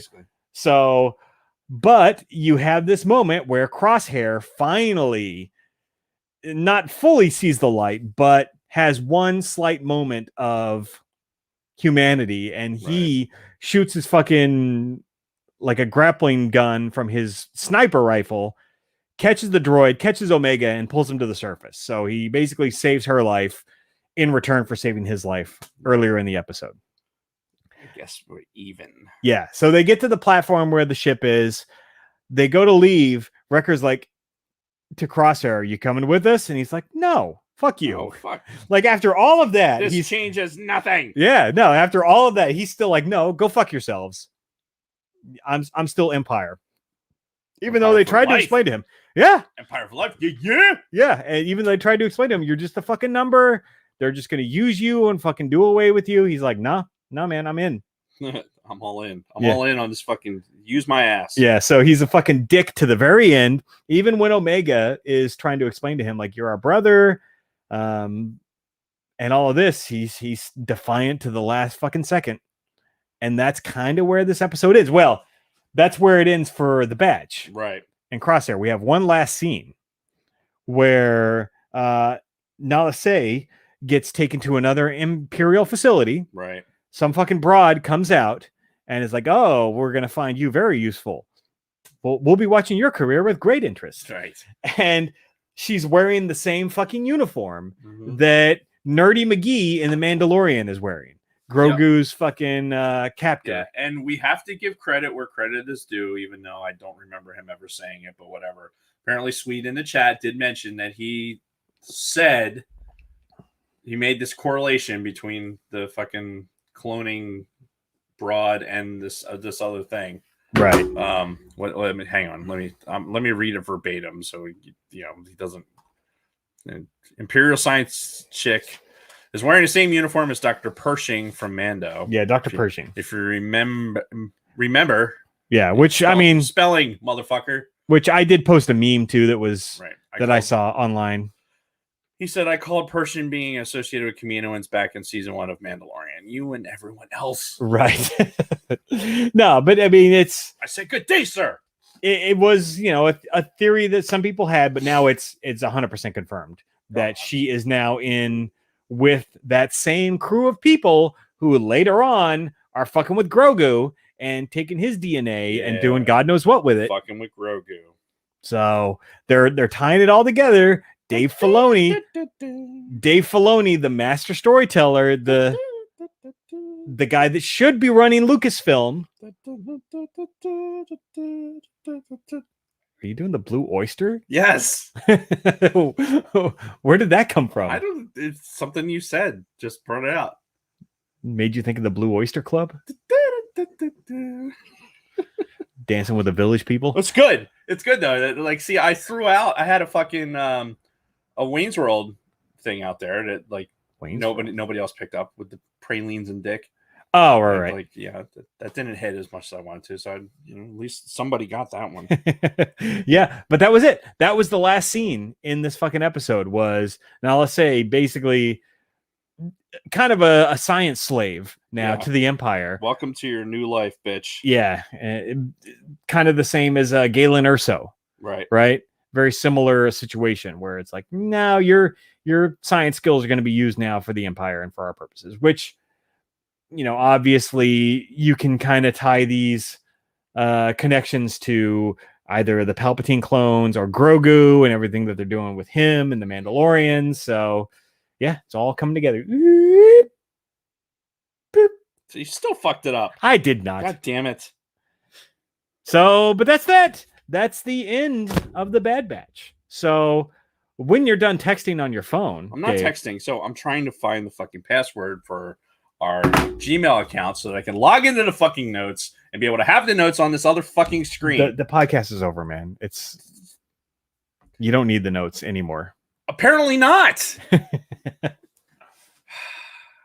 So anyway, final thoughts on these 4 episodes of the Bad Batch. For me personally, I think there was anticipation in episode 14, and even in the first part 1 of the finale, that fell a little flat for me at the end. I was a little bit disappointed.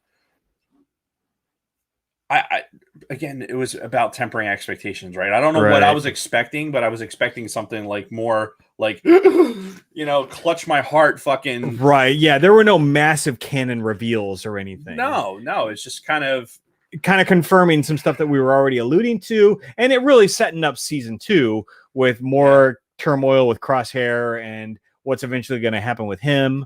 But yeah, no big revelations outside of what we already knew. Yeah. I think if we had to make any season 2 predictions, I'd say we're going to really see the end. Excuse me. Oh my God. Blah.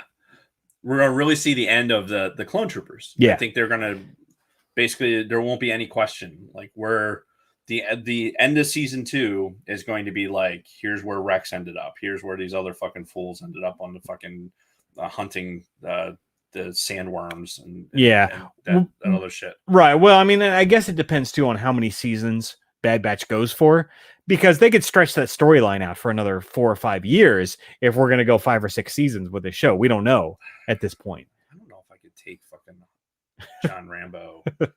I like what they've like. So overall, with the entirety of the series, and catch us on Wednesday on the Escape Pod. Yeah. We're going to talk about the season in its entirety, but Yep. Overall, I was pleasantly surprised at how much I enjoyed it. Mhm. Like I said, the end of it kind of fell a little flat for me, but I'm looking forward to how this story's going to go. Yeah. They managed to somehow get away from the campiness that they started with the Bad Batch. Yeah, because it was very silly. Like Right. you go to the last A-Team. The A-Team and fucking John Rambo at the helm and everything else. Yeah. God, I just wish they'd fucking. They don't have to change their helmets and shit like that. Although at some point they're gonna have to be like, "Hey, do you think we stand out in these uniforms?" Nah. Yeah. I kind of agree with you. I think the last episode was anticlimactic. It wasn't terrible. It wasn't boring, but it was just kind of like, meh. Yeah. It wasn't what I was expecting out of part 2 of a finale. Yes, exactly. That would have been a part. The last episode would have been a good part 1 of a finale. Yeah, or I mean, like in the season at the end of episode 15, like that would have been a hell of a cliffhanger. Yeah, as they're fucking opening fire on fucking Camino City, right. and John Rambo's fucking taken hostage. Totally. But episode 16 was a bit of a kind of a, I don't know. Yeah, I wouldn't say fart in church, but it was just kind of it's whatever. But it would have served as a decent series finale. Like, let's say the ratings were fucking terrible, right? And nobody watched the fucking Bad Batch. It was completely unsuccessful. I mean, that would have been an okay place to end the series. Do we know what the numbers were for the series? No, because Disney will never release that shit. Why would they?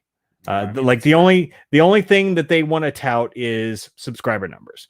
Because, if something doesn't have good ratings, why would you publicize that? This is true. I mean, there's got to be some informal polling that's happening. Like people reaching out and say, "Hey, are you watching the Bad Batch?" I mean, that's a good question because, back in the day we had the Nielsen ratings, right? Where that was the gauge for how well a show was doing. But things are being presented in such a different way now, right? And like I said, Disney has control over those numbers. They're the only ones that know how many people actually streamed and for how many minutes people streamed these episodes of the show. So, I mean, if it's incredibly successful, if 90% of your subscribers watch the Bad Batch, that's probably something to advertise. Yeah, no shit. But we don't know. Because again, it's all a PR game at this point. It's all like, how many subscribers and active users do we have, and how much revenue did we make? Because it's all about the stockholders. It's all about making a good. Not. I'm a Disney stockholder. They don't give flying fuck about me. Well, okay, they have to give the appearance of appeasing to the stockholders. Yes, exactly. So they have to present numbers in a way that looks favorable. I can tell you, as a Disney stockholder, they are not transparent with what they're fucking doing with these products. They just aren't. Right. In the prospectus, they're giving you some like really, really generalized overviews of some things. You have no idea what direction they're going with anything. Yeah. And you're just, it's levied against like, hey, you own Disney stock, you'll be okay. Just fucking relax. It's basically what it comes down to. And like, okay, cool. So it's not the fucking stockholders that they're catering to. Right. It's to the idea of the stockholders and that the people that are in charge that make money want to continue to make a lot of money. Right. Oh, and by the way, fuck Scarlett Johansson. This is Disney saying that, not us. Oh, yeah. Yes. Yeah. But speaking of, did you see that I guess Emma Stone is doing a Cruella fucking DeVille 2 or whatever? Oh, is she? Yeah. Because I saw rumors that she was considering suing Disney also. I saw that as well. And then like a couple days later, I saw maybe Disney went, it's like, hey, look, Emma, we like you better. Like you're cuter. You have more fucking curb appeal than Scarlett Johansson. Is she cuter? This is Disney talking. Okay. I mean, if we want to put ScarJo up against, Emma Stone, I don't think there's even a question. Like, don't get me wrong, I like me some Emma Stone. Right. But like Scarlett Johansson, that's a very, maybe Gal Gadot I would put over her, but not many other current working actresses. I don't know. Emma Stone's really cute. I think you'd have to really get like we need to do a side-by-side comparison. We'd have to like put some technology behind this and do some informal polling or even formal polling and find out exactly who is hotter. Well, I mean, I already know the answer, but I mean, if I you know- feel like you need to have it justified. I know the answer too, but that's Speaking of hot actresses, something I forgot to mention on the show is I looked up the voice actress for Omega. oh, I was supposed to remind you of that. Yeah, and it's an actress named Michelle Ang. She's from New Zealand, but she's also of Asian descent. So if you look her up, you know, she's I think she's age 37 now. 37. So she's close to our age. In a row? And like she's incredibly attractive. She's, I guess, an Asian from New Zealand. So I've watched some interviews with her, and it is the voice of Omega. Right. She's not doing an accent. That is her accent. But again, you look at her and you think that voice does not come out of this face. Right. But either way, she is super fucking hot. So she might be one of the reasons why I've warmed up to Omega. Oh yeah, really? Potentially. That's what it took? Yeah. So I just figured I'd bring that up. That's really funny. And apparently Supergirl 3000 in the chat thinks that Emma Stone wins hands down Right. in the Emma versus ScarJo competition. I'm telling you, we need to do we need to put some technology and some research. So storm alert. Oh, okay. Like, what the fuck? Yeah. Is your comm going off? Well, no. So it like Execute Order 66. no, it has a barometer in it for doing. It has an altimeter built into it, so it'll sense when the barometer has changed a certain amount over a certain period of time. So if you have rapid barometer changes, that usually means a storm is coming. No Then shit. it alerts you. The problem is it's getting warm in here, so it's affecting how the barometer is reading. Right, Like, right. If I was on a hike up in the mountains, it wouldn't make as much of a difference. But we're in this enclosed space. We're kind of creating our own atmosphere in here, and yeah, so it's going off inadvertently. All right, well, There's a giant storm coming, and we just that could be true too. But all right, let's close this out. So Bad Batch, I'd say overall, great first season. Kind of ended, yeah. But the highlights to me were episodes 14 and 15, the 2 episodes before the season finale. Yeah, like we had some really good shit going on, and I'm looking forward to next season. Which good music, good character development. Yeah, good, just all around, just kind of really super engaged, and then finished with a meh. Yeah. So hopefully they bring it with season 2, which we have no idea when that's going to happen. Going to happen eventually. So if you're somebody like Scott from the Used Abused podcast who doesn't, I think he said he was going to binge watch all of these. Has he not seen them yet? I don't think so. What the fuck, man? He said, I think it was in Discord. He had mentioned it, or maybe it was on the Red 5 Network chat. I don't remember. I don't remember. Regardless, he said he was spoiled by the Netflix style and he was going to binge watch them. Oh, I think. Scott, correct me if I'm wrong. Lunar Girl, yes, I do feel the barometer in my fucking joints. Don't get me wrong. That's how I know the watch is wrong. I have to read stuff. You don't have to, but we choose to read some stuff about the Red 5 Network. Yeah, as soon as I find it. Okay, here we go. My neighbor apparently needs the filter unclogged. Did you tell him we'll have fun with that? It's fine. All right.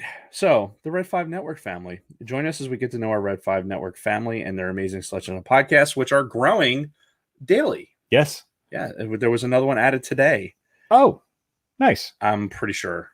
I don't know where I saw that.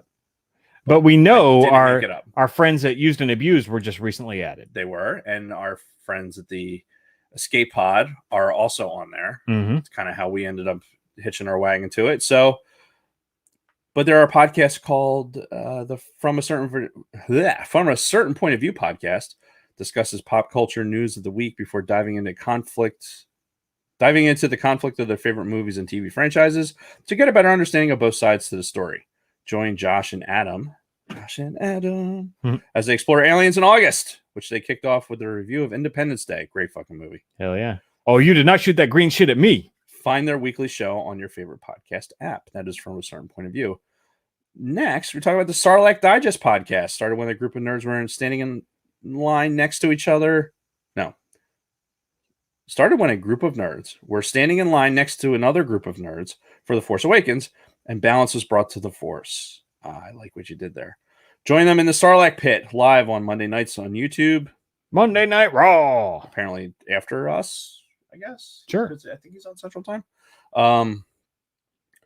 Monday nights on YouTube as I chatted up about everything you ever want to know about Star Wars. Also on the YouTube on their 1-minute toy reviews and Beyond the Pit segments on other topics nerd boys and nerd girls love. If YouTube isn't your thing, streaming the show on your favorite podcasting app.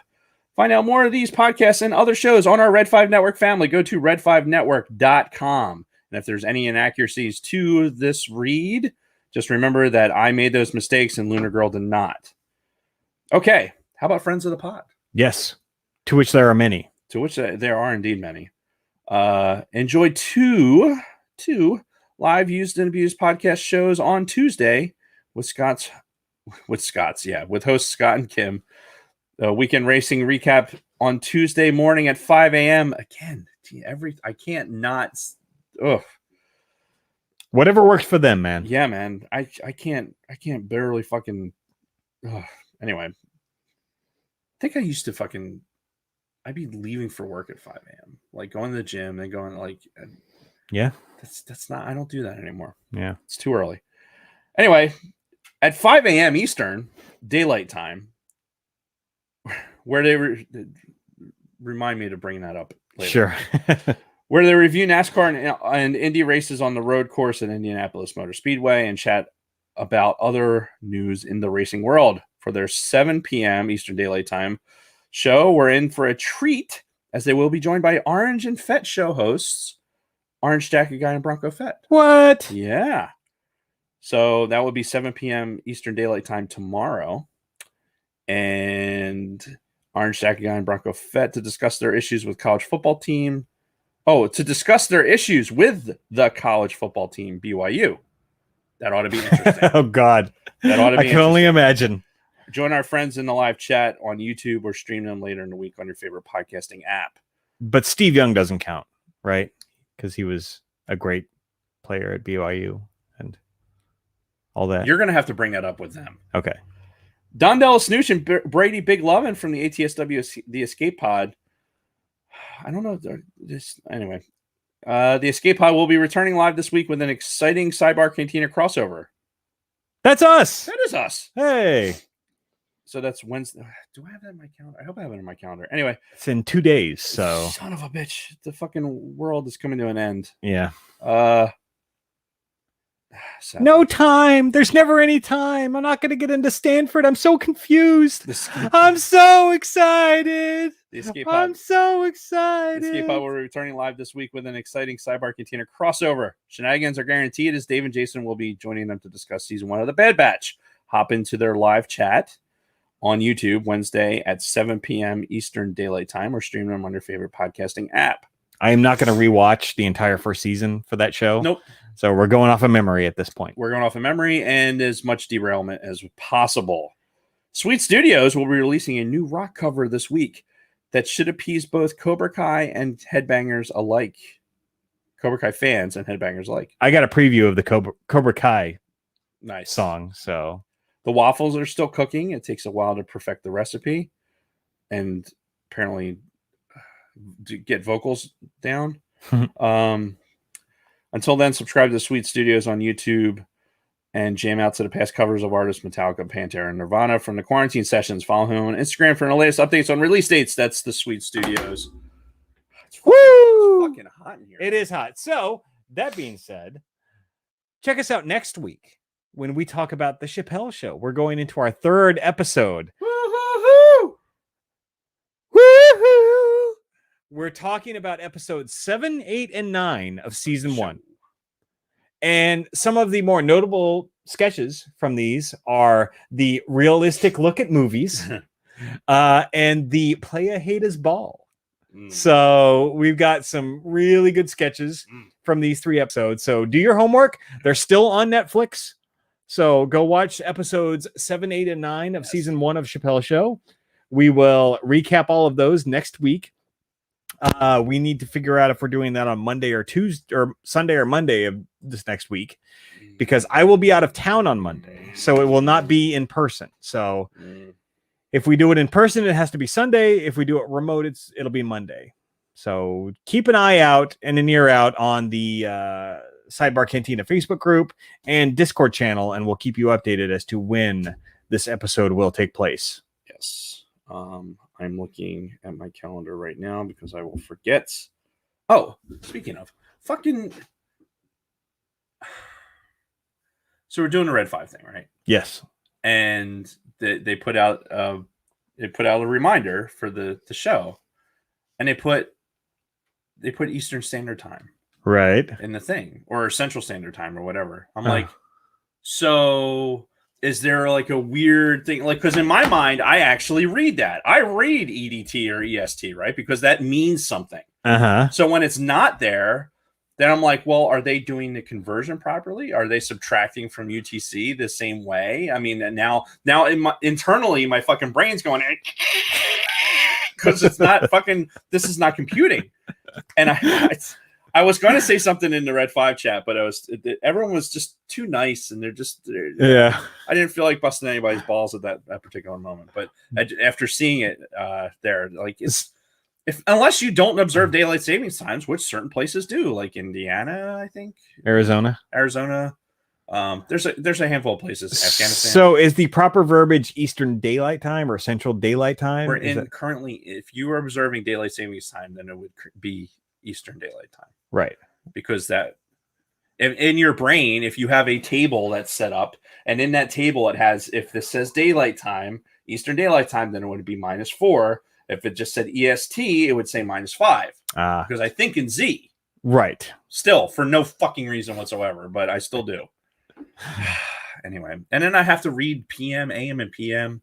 Like, come on, people. Come on. Yeah. If the Europeans got one thing right, it was fucking using a 24-hour clock. Probably the metric system too. Yeah. Whatever. I love the memes that talk about how the U.S. decided we're not going to use your metric system except for our bullets. Oh, yeah. Facts. All right. So we mentioned Chappelle Show next week. The week after that. Woo-hoo-hoo! Woo! Sonic the Hedgehog 30th anniversary. We've been wanting to talk about this. I've had a lot to drink. We've wanted to talk about this for a while, right? And I really need to get on this. I've started playing through it, but I didn't get very far my first attempt. So I've got that Sega Genesis Classic, so I really need to hook that up. And I'd like to actually get through the whole game. I've never played through Sonic all the way through, by the way. Right. So spoiler alert. I'd love to get through it before we get to that episode in 2 weeks. I'm going to try. I have it on an emulator, so I'm probably going to do it that way. Yeah, I might have to do it the same like next week when I'm out of town. Right. So we'll see. But yeah, Sonic in 2 weeks. Dave Chappelle next week.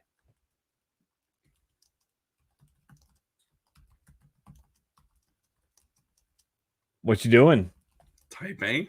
All right. Anything else before we close this out?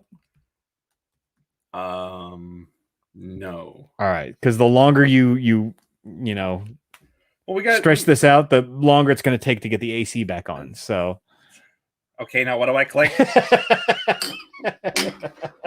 All right. Well, that's the end of the show. Thank you, everybody. We had a lot of people on the YouTube interacting, had a lot of people in the Discord. Yes. So thank you to everybody who joined us today. Leave us a 5-star review. Oh, fuck. 5-star reviews. I didn't even check. Hold on. Sidebar. Fucking motherfuck. Oh, I gotta put in my Apple password. All right, we'll table that to next week. If we missed it, we apologize. Yeah, we'll do it next week. And hopefully you enjoy your sticker from Lunar Girl. Yeah, and leave us a 5-star review on iTunes. And that being said, thank you everybody for watching or listening. And until next time, Dave and everybody else, may the force be with you. May the force be with you.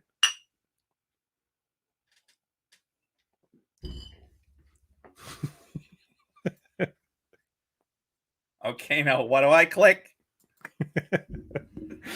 That was the greatest. Oh man, that's good stuff. That smells. Would you burp? No, the AC smells like mildew or something. Burnt bacon. Yeah. How long you been in that suit? It smells like burnt bacon. Burnt leathery bacon. Yeah, fucking the Eastern Daylight Time fucking killed me. Yeah.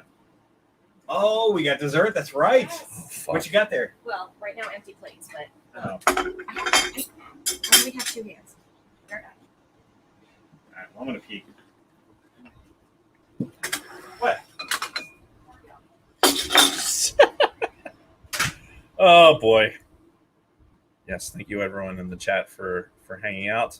I will be prepared next time and have my show notes off to the side so that I can keep the Discord chat up here. Yeah, we got it squared away. There's a lot of screens in here. Like even I think we've changed it even a little bit since the Escape Pod guys were here for episode 100. So yeah, there's enough screens. Or if I fucking wasn't being a lazy ass and actually would look up this way, I could see the fucking show notes. But I would rather look at it for my own volition. What? He peed. He wasn't out there. Oh. What are you waiting for? I'm waiting for him. Okay. I got a cake. Ooh. Did you make said cake? No, it's from Costco. It's really good. Don't you work in a bakery in Costco? Yeah. You need to make this cake though. No, the cake decorators do. They make that cake? They make the cake. Oh my god. And Wait. I got a personalized Oh, for no. you guys. Oh my god. No. Well, we need a picture. What is this? Yes, you do. Here, let's make space. Oh. So to show my support. Oh. See, this is what happens when we do the show on Mondays. We get cake. The cake is not a lie. All right, we got to show this to the cameras. All right. Soylent Green is people. All right. What do you think? That's pretty awesome. Let's see if we can get it. That looks delicious. Why? Just pick up the fucking. Oh shit! It almost slid off. What do you think? And this cake is amazing, by the way. This is the best cake I've ever had. Yeah? In my life. The chocolate cake. Okay, Got What? a picture? I did. Okay, good. What? Nothing. You can kind of tell. Oh wait. Did you misspell my name? How you spell it, right? Yeah, sure. I didn't pick it up until he was holding up on the camera. I looked at it here. I'm like, wait a minute.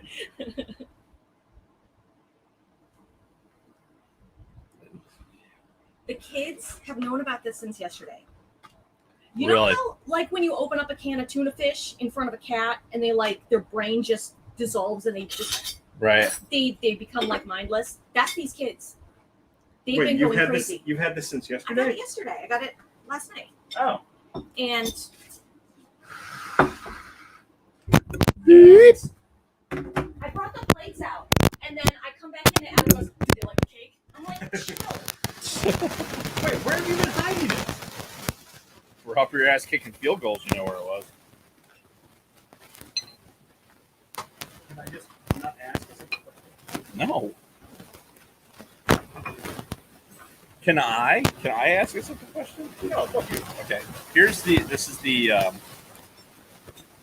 I brought up the eating, like just a show of us eating, not talking, just eating when we were on the Red 5 Network thing. Mhm. And people seemed open to it. Wait, what? Remember when we were doing the Red 5 bit? Uh-huh. I brought up in the chat about us just talking about sitting here and just eating. Uh-huh. No commentary, just us eating. Right. And people were open to it. What the fuck? I'm just saying. There's a market for that. How do you know this? How do you not know it, Jason? Apparently, I'm not in some of the areas of the internet where you guys are. Well, It's just all those areas include food, Jason. It's not the mic. What? It's the mixer. What are we talking about? No. When they told you to reset the mic, it's not the mic. It's the mixer. I'm telling you, these are different mics, different cords. Like it's not the mics.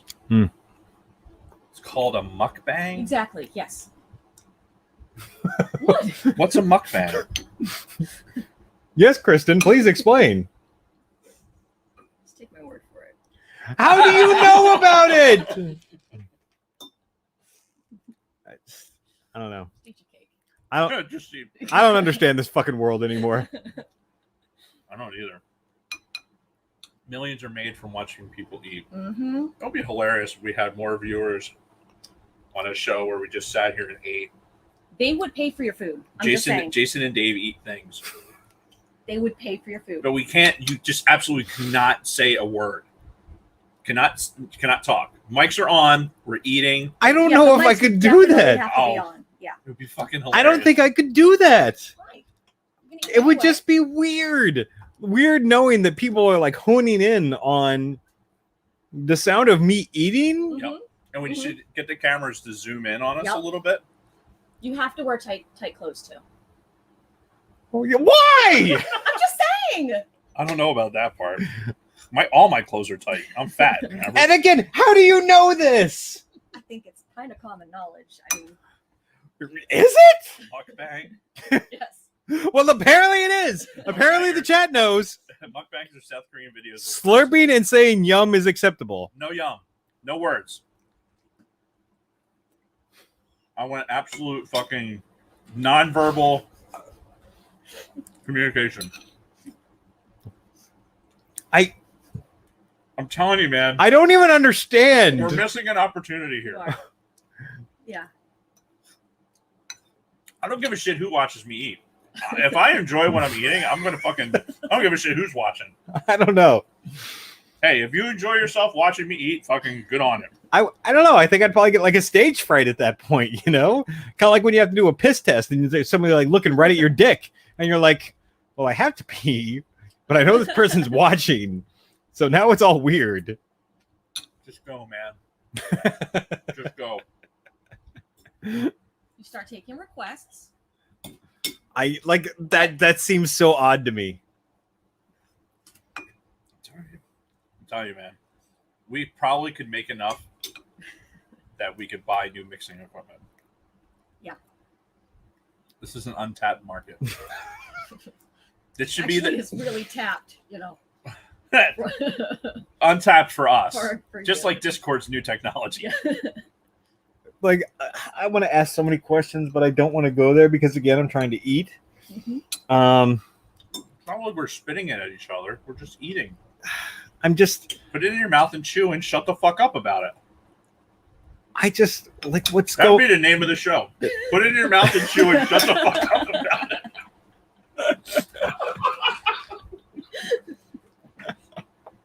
Oh my god, I'm gonna die. Somebody write that down.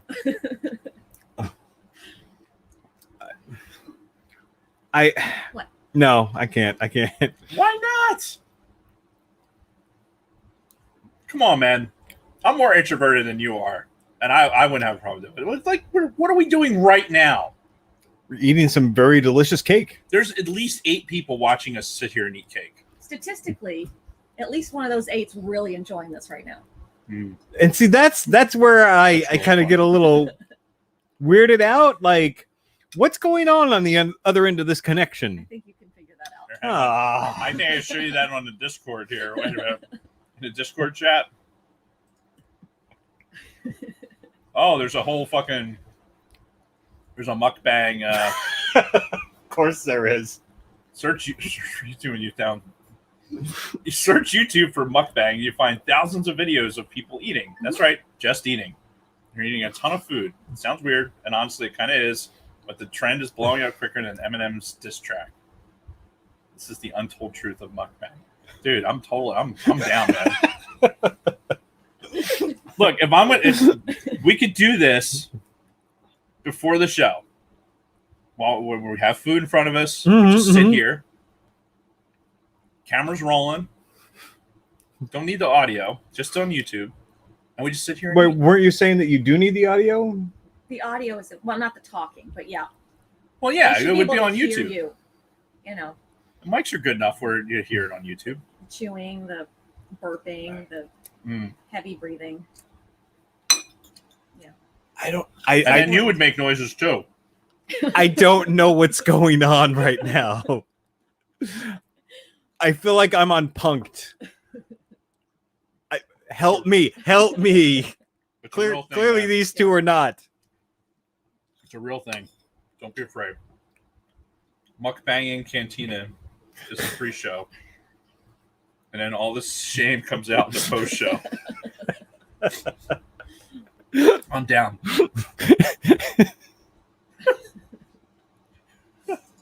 I don't know what's Apparently, going on. North Korean mukbang is just dudes staring into the camera. because they don't have food. See that if you didn't get it, that's because Oh my of God. That, yeah. Oh my God. I can't even finish my cake. Yeah, my cousin says he logs in. It says I didn't miss the eating of food. No, you did not. He thinks we should eat cannolis next week. I don't like cannolis. So you should eat it anyway. Listen, man. If somebody who said, "Hey, I'm going to give you $10 to watch you eat a cannoli," you'd do it. I don't know. You would do it. No, like I would just think it would like I'd feel weird about it. I'd be like taking a bite and then kind of looking over it and wondering what the fuck is going through this person's mind. I don't fucking care. Yeah. If the food's good, I don't give a shit. You can take what you want. That was excellent. Thank you. You want more? No, I will go in. I will have some sort of. I will have a diabetic episode.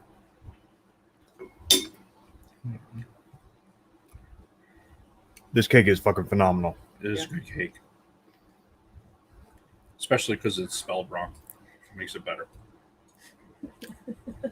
And really, So Scott says, "Could Jason actually remain silent for an extended amount of time?" I think just him trying to just watching him try to not talk, could be eating and go to say something and forget. Brilliant. yeah, I don't know if I could, honestly. You could do it. You could totally do it. Telling you, man.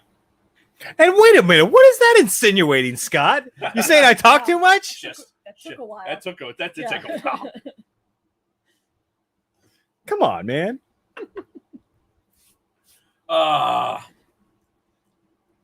Andy Warhol made eating a burger into an art.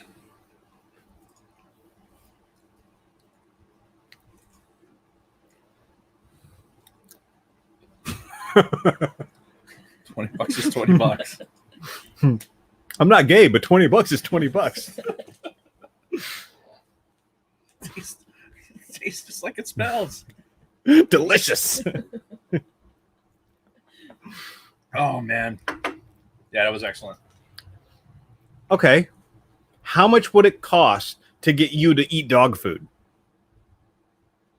What's the price to get dry or like canned? the canned dog food? How much would it canned. cost for Dave Martin on YouTube to open up a can of dog food and start eating? You're talking to a person who's done eating challenges before. So canned dog food will make me sick. Okay. So I'm probably not going to do it. Okay. So there's no dollar amount. No, I don't think so. In No the realistic dollar amount. In the hundreds of thousands. It's unrealistic. Okay. We're having a clerk's conversation right now. Talking about this. No, seriously. If you're going to the eating challenges that I have done, and some of them have been for a decent amount of money. Mm-hmm. Okay, well, it has to be realistic. well, let's say I But started. eating dog food is a lot different than sitting here and enjoying a piece of cake. Right, well, no, this is a whole side conversation now. Let's say I start at $10 and I go up in $10 increments every Right. time. What is the point where Dave said stop? For dog That's food. How That's- much dog food? yeah. Like a bite? It'd have to be the whole can. Oh. Because I'll get sick. It's not worth getting sick. I've eaten No dog food before. no dollar amount is worth getting sick. Indecent proposal. $1 million. Suppose. Let's just suppose I'd offer you not- $1 million It's not a real thing. You're not for one night with a can of dog food. You're not suspending my disbelief. You want another one? So no. Are you sure? No, I'm stuffed. Should eat it anyway. So you will sit there and talk about eating fucking stuff on YouTube, Listen, but you won't go into the hypothetical. How much would it take for you to eat Two dog food? different- no, I'm a realist. I'm eating on YouTube right now. I sat here and consumed a piece of cake on YouTube. I just want to know what's the cutoff. What's the minimum dollar amount that would get Dave to try to stomach a can of dog food? Why dog food? Why are you obsessed with dog food? It's because you brought it up. Not dog food. The Chappelle shit Oh, thing yeah, no. tastes just like it smells. Delicious. It's not delicious. Again, the original question is what's the cutoff amount for Dave? I'm not even going to put a figure out there because this is what'll happen. This has happened to me in the past.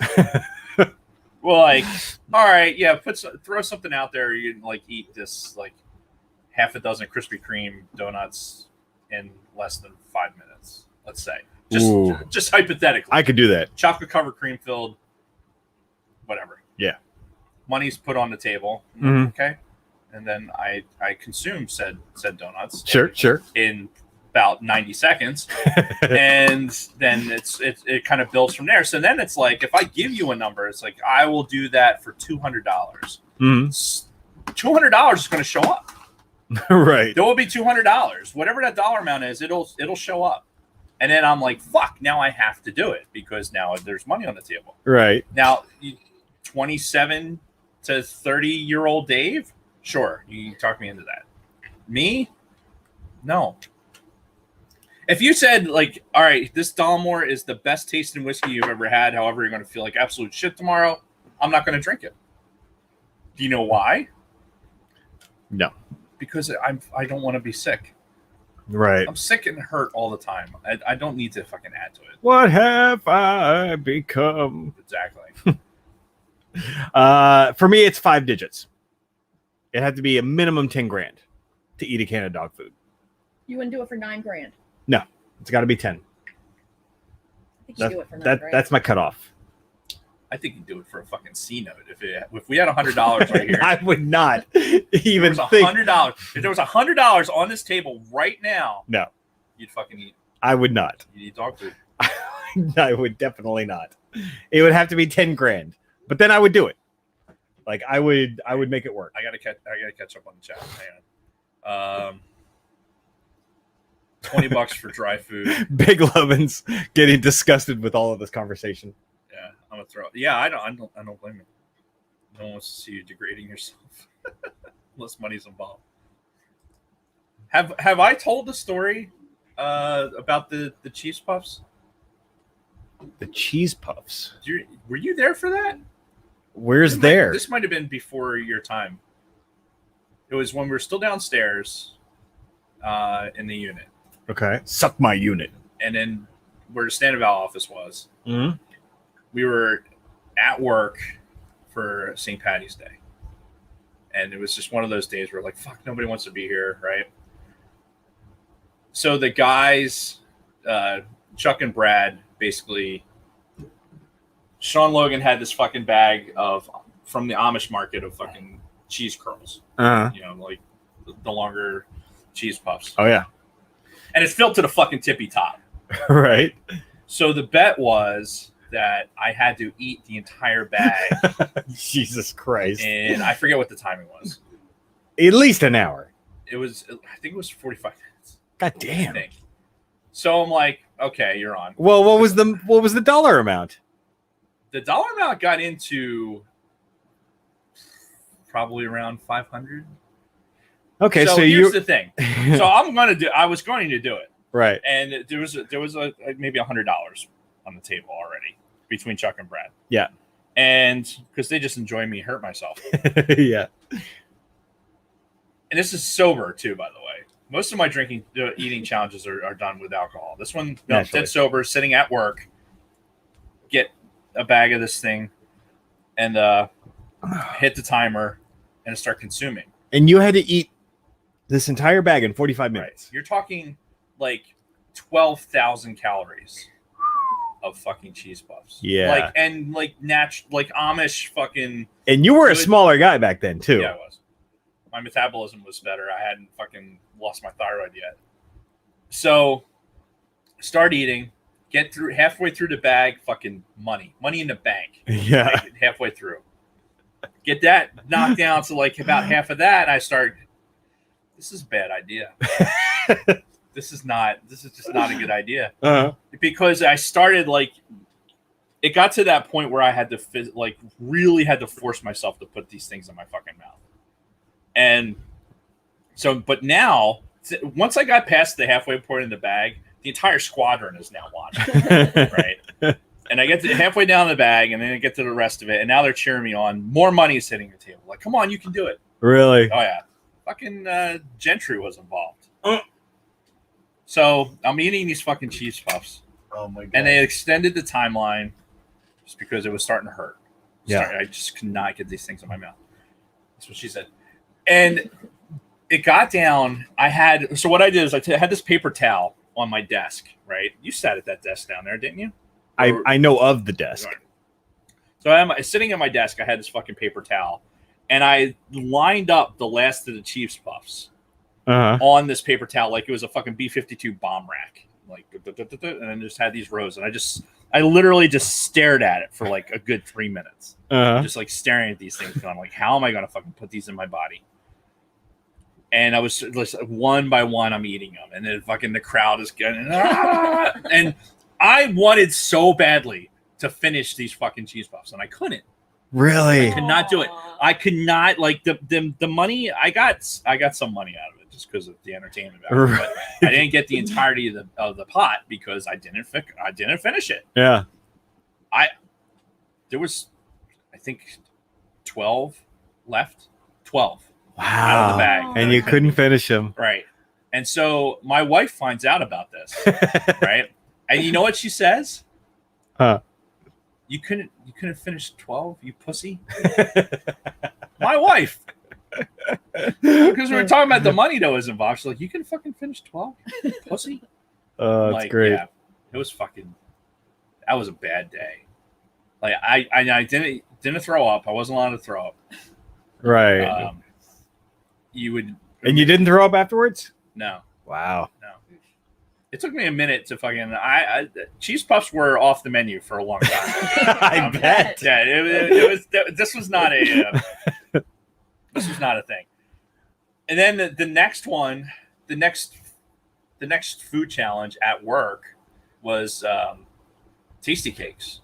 Oh no. Yeah, so I made a comment while on a TDY that I could eat a whole box of these fucking tasty cakes, like the candy cream, right, with the dark chocolate. Mm-hmm. Right, I could eat a box of those. Yeah. And they're like, "Oh yeah, really?" Of course. It's like, okay, we're gonna. Here's the next fucking challenge. We're gonna do this box. I'm like, okay, Yeah. cool.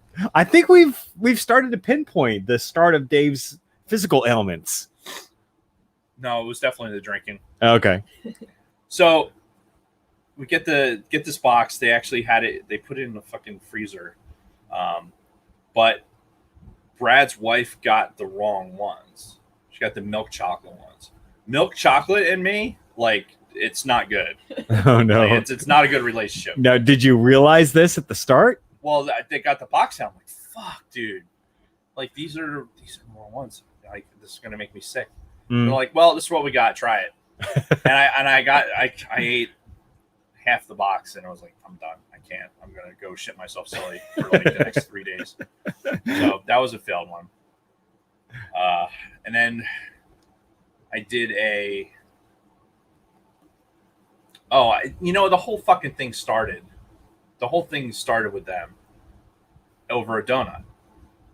So this is me and donuts. Like, I'll do a lot of things for a donut, apparently. And so there was a Krispy Kreme donut that was on. Like, we'd gone to Krispy Kreme. We were TDY for some boondoggle. And they're like, we're staying at, it was one of those conferences, right? And we're staying in this like condo unit. We're like up on the fucking 11th floor, and we have this condo to ourselves. It's like a 3-bedroom fucking, how you doing, right? Fucking great setup. And of course, the Air Force is paying for it. It's right on the beach, like you do. So there was a donut left, and I basically, the physical challenge was that I had to go and swim in this pond, right? This is in fucking December. In a pond? In a pond, right? That is known to have alligators in it. Like, we've seen them. So I had to Fuck that. So I had to swim out and fucking like hit this pylon of a fucking bridge thing and swim back.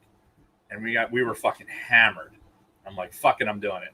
I went down One donut? for one donut. For one Krispy Kreme donut. Oh my god. Chocolate covered cream filling. You couldn't even have given me 10 grand to swim in a fucking pond where I know there's goddamn gators. You did it for the last donut? The one that nobody wanted. Oh no, so allegedly I had stolen a donut and hid it in the room, and they caught me doing it. So this was like kind of the penance to get the said donut. Oh, And that was kind of the beginning of it.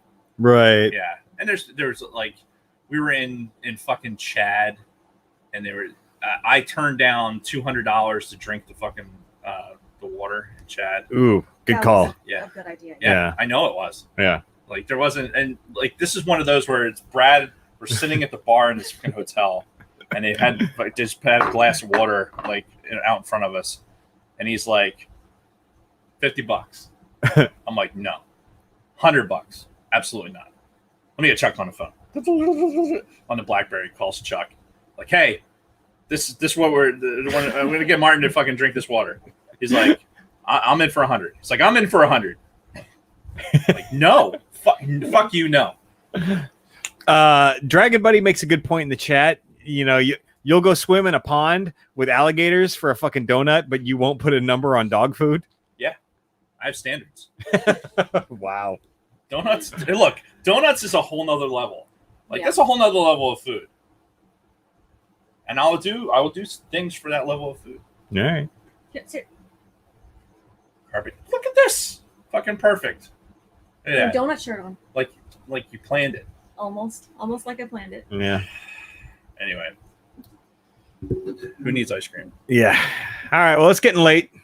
Yeah, let's go. I still have to post the show, You so do.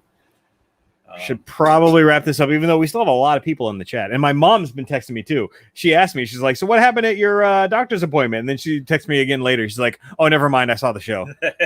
Like, okay. And I did talk to my father-in-law. So when you're in New Jersey, we'll take. Oh, doing some crabbing. Yes, Yeah. I did talk to Dave about the crabs. I think we talked about it on the air, didn't we? If it was last week, I've been pretty hammered for the last few weeks on the show. We know. So, you know, it's. We know. I almost feel bad because I'm like nursing. Well, you have to Okay. drive home. So obviously, I would not expect you to go all in. All right. So you've had McMillan's donuts, right? I do. I have. They tasted kind of stale when I had them, and I Really? never went back. And it's across the street from Krispy Kreme, and that's always a win. So Yeah, It is. McMillan's is not the same product it was like when we were growing up, Rick. Because I've been in there like thinking, oh my god, I'm going to get this. Now deluxe, those donuts. oh yeah, That's yeah. my god. I'm literally. I think my blood sugar has gone up just thinking about those fucking donuts. Is that the one near your the place near you guys? Yeah. Yeah, we've driven over there before to get those get those donuts. donuts. Yeah, That's they're my fucking good. third favorite donut, which is Okay. it's very high because I've tried them all. My second is the ones at the Amish Market, the Okay. Reading Terminal Market, That, Baylor's. that should be first. No, Okay, they're first, yeah. And they're at the Mantua Amish Market, and they're at Reading Terminal Market. Mhm. And then number 2 is Federal Donuts in Philly. That's Federal high Donuts praise. is good. They're really good. Yeah. Yeah, we're blessed in this area to have good options for fucking eateries. Blessed being relative. What's up? Hello there. What's going on? Right Oh, Cake. my son has Cake. joined us here in the studio. Cake. Yeah, we're still live. What? But he heard cake, so he's like, Plates are in the cake? kitchen. Yeah. Where? Where the plates Get go. the cake and bring it out of here. Oh, I thought. Don't trip. Don't drop it. I won't. Oh, speaking of, when I fucking left last week, right? Mhm. Again, I'm nursing like one drink, maybe a shot and a half, right? Uh-huh. Each time. Uh-huh. I step out into the fucking void. We need to get you a light bulb for that fucking thing out there, because I step out of the studio, Uh-huh. go make a right, and fucking slam my shoulder into some immovable object, whether it's a fucking tree, the house, I don't even know. Like, there's probably still a bruise here. Huh.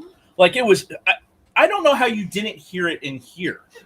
Like, I hit so hard. Well, again, I was pretty out of it, so. It was one of, you know how, like, if you had shouldered somebody and like walking by them, and you'd be like, there'd be some, like, oh, this person would move back a little bit. Whatever I hit out there, nothing. Wow. Yeah. Like 288 pounds of go fuck yourself. And it didn't have anything. See, I'm expecting one of these weeks, like after you leave, to get a call from Kathy on like a Monday night. Dave got a DUI, you motherfucker. I'm not drinking enough to do that. I'm going on record to say I'm not drinking enough to have that happen. Nursing one drink over 3 hours is Yeah, no. I think I'm doing well. Anyway, thanks guys for being here. Yeah. Thanks for stopping by, San Diego. Indeed. Yeah, so I think that's the end of that That's chapter. And ready? Yeah. So I'm that's closing. all right. Closing it. Bye guys. We'll see you next week. We'll keep you updated as to which night. Buy a t-shirt. Peace, bitch. See ya.